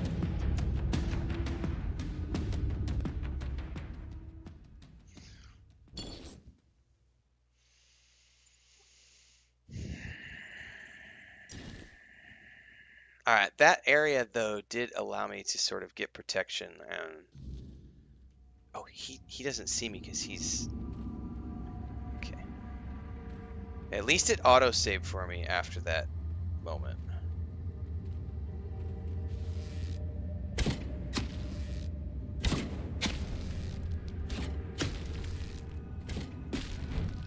Get around, get around, get around.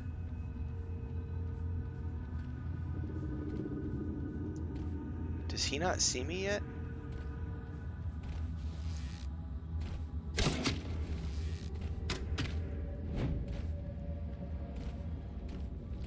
Oh no! One shot, one kill. Man, I just can't get hit by his eyeball thingy. Fuck. This is really rough. I wonder if I'm underleveled for here, or if this is just unbalanced and they haven't fixed this yet, or if there's a mechanic that I'm missing. Don't know.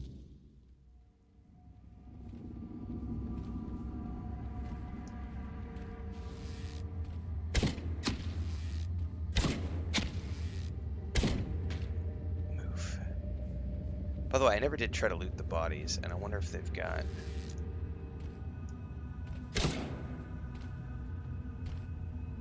No.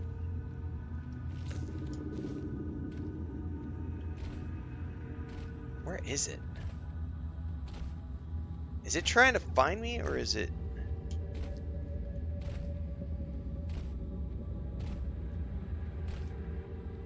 I think it's trying to get line of sight to me.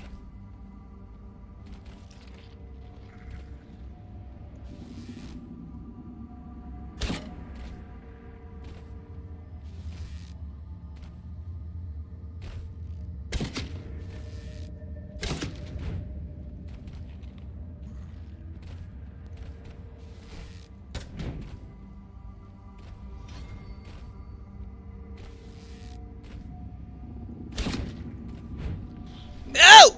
God damn it! Same shit! Same shit! Different day!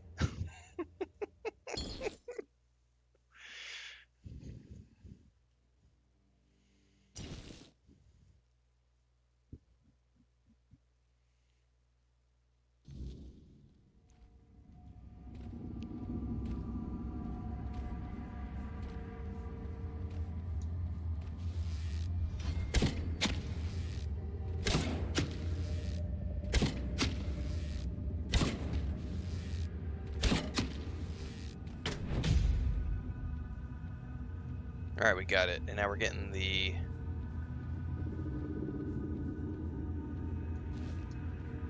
voiceover. Missing. She's giving me a fragment.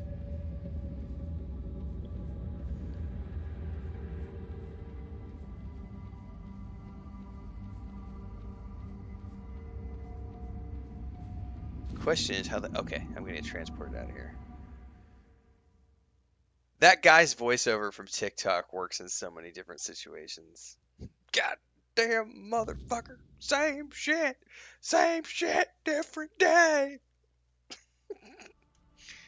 He does some really cool stuff in terms of voiceovers.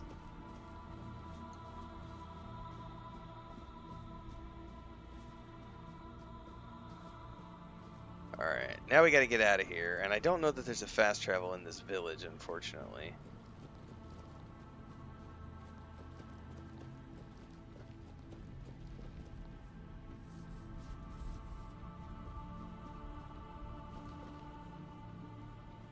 There's a shrine.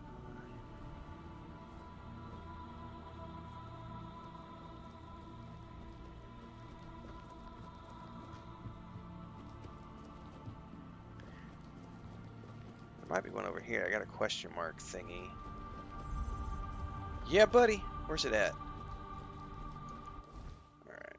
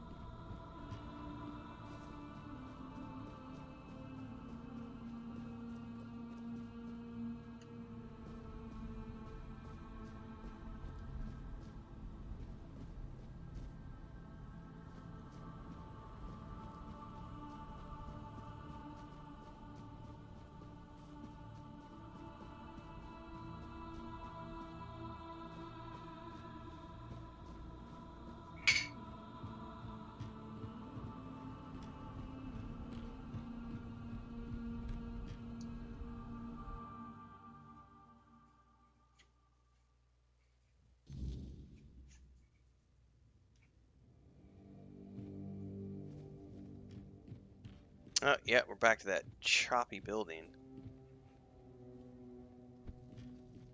I'm betting it's these statues, man. Or the braziers. Ah! Single frames! Single frames! Well met, traveler. I've got the giant's By the blessings. stones. You've done it. The blessing of the giants. Do you have any idea what you've accomplished? What, you Forging couldn't? a weapon from them is the pinnacle of the Stone Warden's craft. It's a feat spoken of in tales but never achieved in living memory. You've brought us to the peak of what we can do, and surpassed even that. That's right. I should be your new king. It would be an honor to forge this. The giants entrusted their strength to you, and I'll make sure it's bound in steel worthy of their name. Watch closely, for this is the craft of the ages.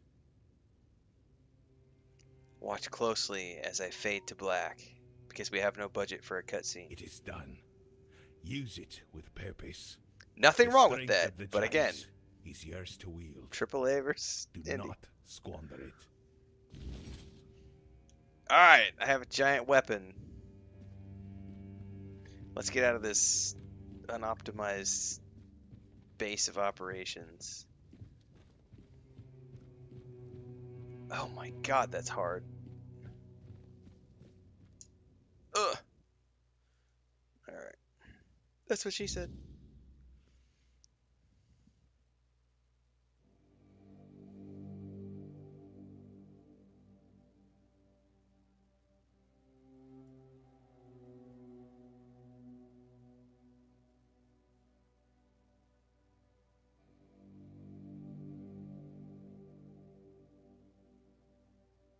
There's a patch on Steam. I'll check Xbox really quick. I know they dropped a patch in the middle of the night.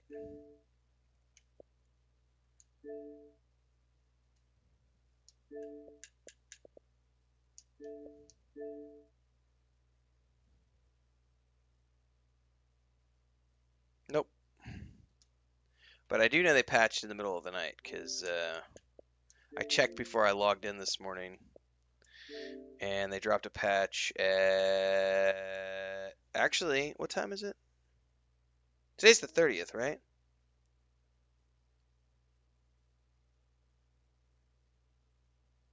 Yeah, they dropped a patch yesterday. Sorry, not the middle of the night. Yesterday morning, they dropped a patch. Right after I finished streaming. So I'm running version 1.00.13 right now.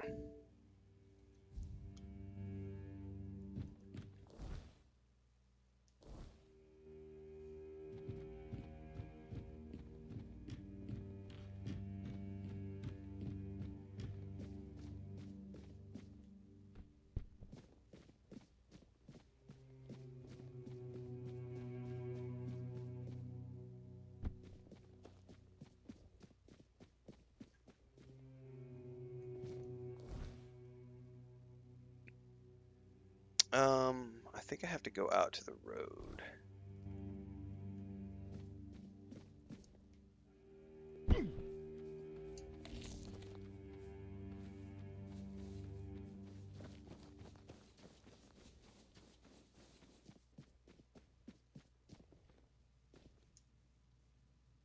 Oh, missing voiceovers for him too. I challenge you in the name of the giants. Your reign of corruption ends here.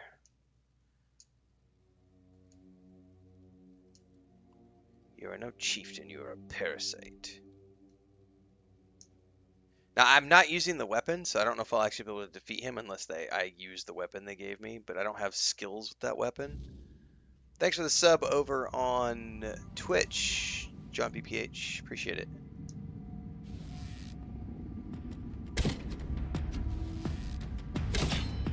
Oh, he's immune? Okay, they're gonna make me use that weapon. Shit, alright, hold up. It's a two-handed...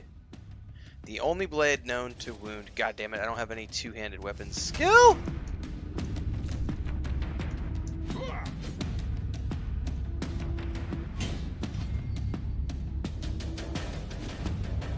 Motherfucker's agile.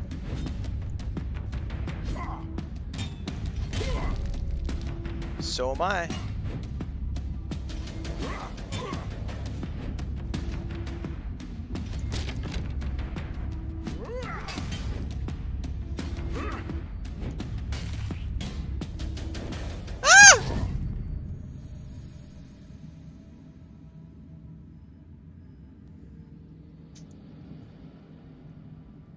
We're gonna have to try that again. It didn't, ultimately though, it didn't kill me. I wonder if I just have to face him again. I have no skill in two-handed weapons, so...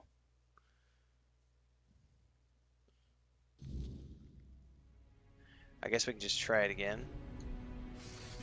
And now I have the weapon. Yep. Alright. Here we go. Let's try this again. Now I actually have the sword equipped this time.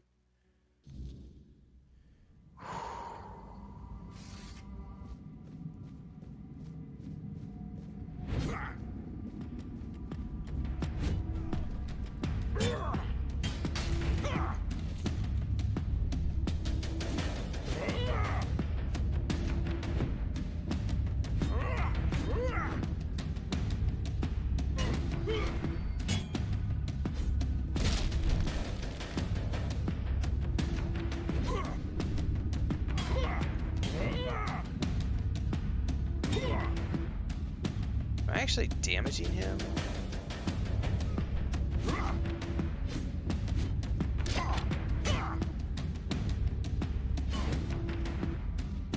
I am doing a tiny little bit.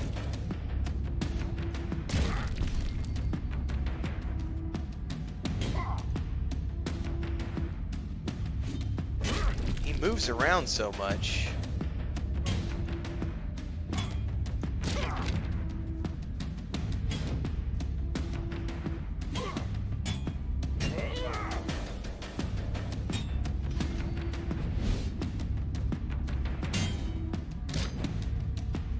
Gonna take me a while, guys. I'm gonna be here 20 minutes on this fight.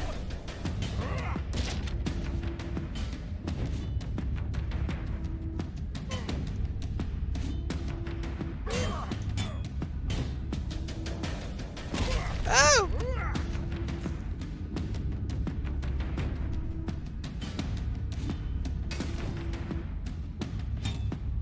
Can I save in the middle of these fights? Probably not! I can't in the middle of these fights.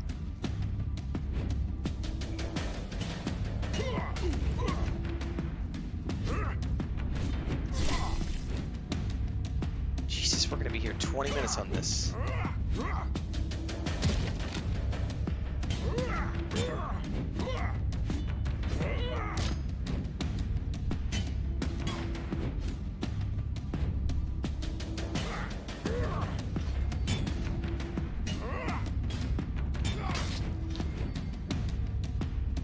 I'm getting a ton of two-handed points, though.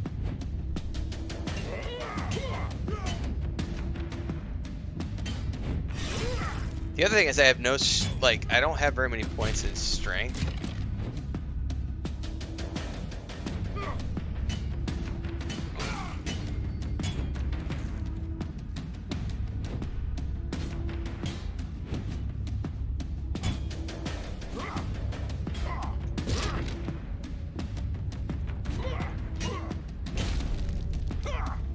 Keep in mind, I'm on story mode too. This is ridiculously stupid. Oh! Get out of the way.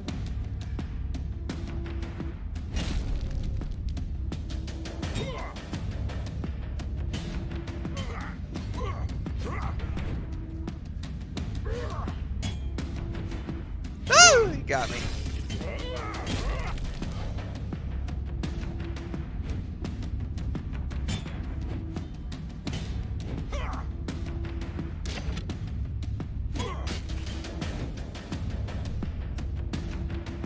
Alright, we're halfway.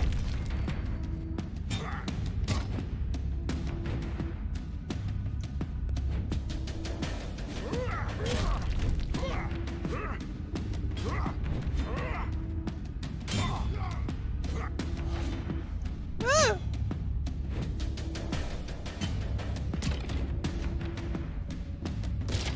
Shit. Get away.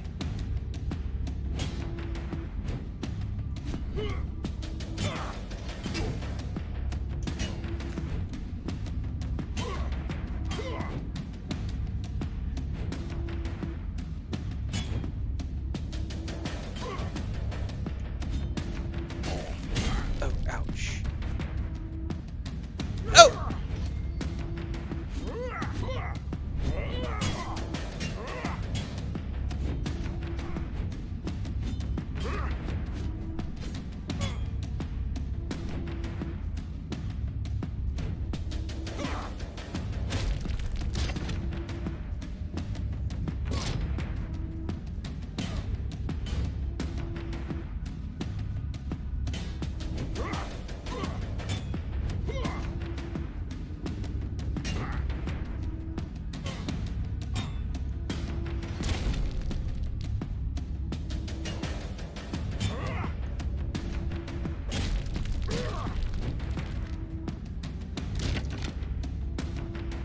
Oh, did I stagger him?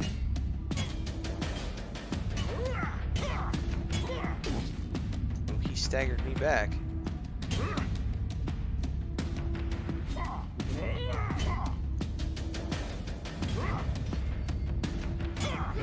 Ow!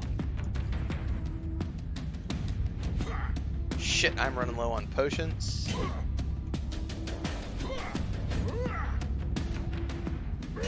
Alright, no lie, my fingers are starting to hurt from all this fucking lunging and button mashing. Oh, back away.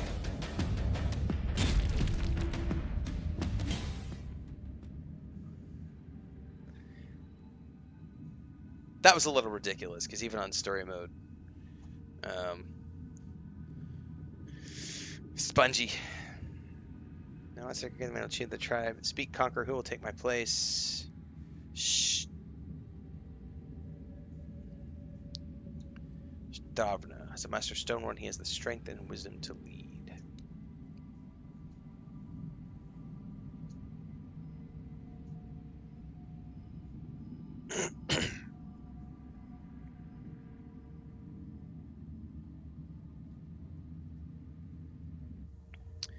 Dune Awakening playthrough. Yeah, that starts next Thursday.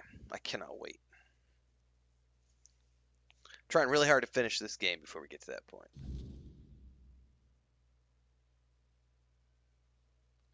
You fought bravely, and I have heard your will.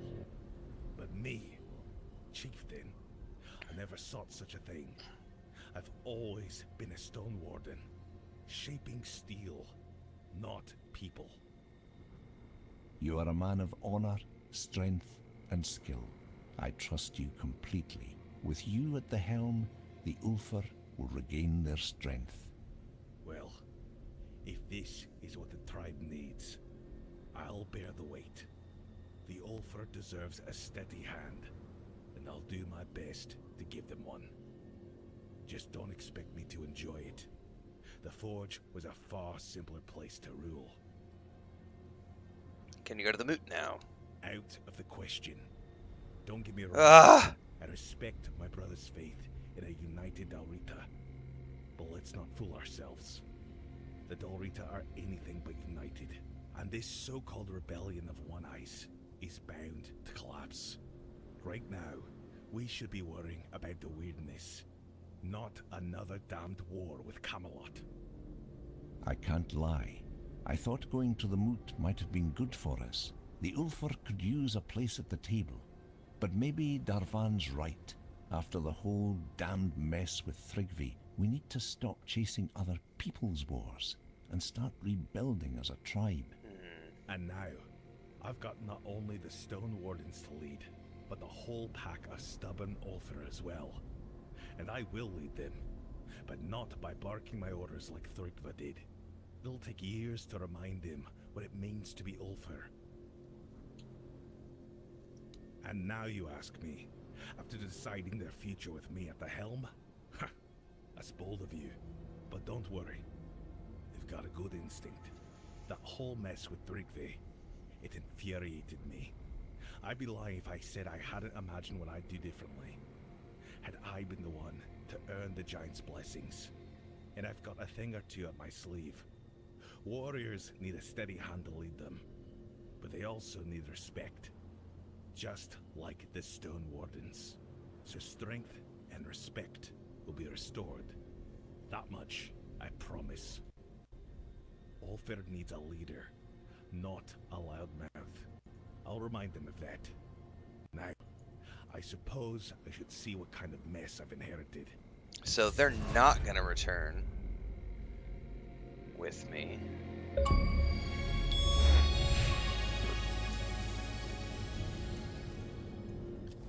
Which is unfortunate. So I gotta go report that back, I think.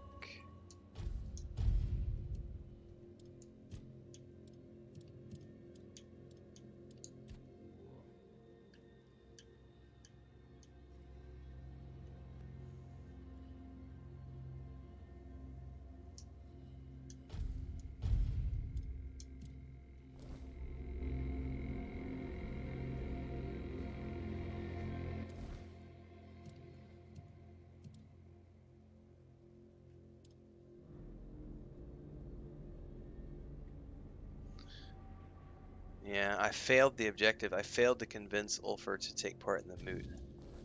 That's unfortunate. So I probably should have chose the other. I wonder if the other guy would have swayed my decision. If I had chosen Stroner.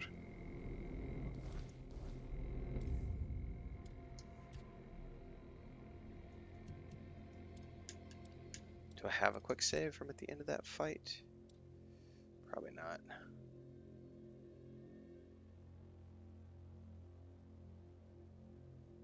Yeah, I don't want to redo that fight. No, thank you. Not in the mood to redo that fight. So we just need to go tell him that we failed on that particular.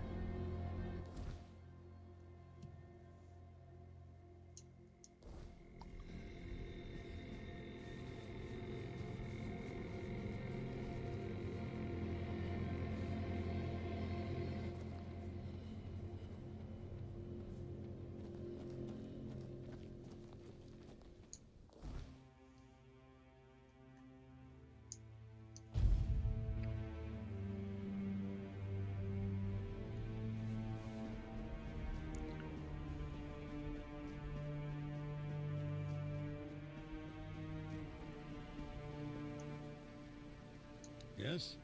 Who have you managed to convince? Devarn has become the new Ulfar chieftain. He wishes to work with the tribe, so he will not answer your call. My own brother. And this is the knife he stabs me with. Yes, that's Darvan for you. As stubborn as the hammer he swings in that massive forge of his. Of course they had to choose him as their next leader. And without the Ulfar tribe, I can't see this war happening. They are our best warriors and smiths. We might as well march on Camelot with our bare asses. Sounds like a you problem. Now, I mean, technically, I think I can go into the dungeon at some point if I want to, but he made it sound like it was going to be an impossibility if I didn't have the backing of all of the tribes.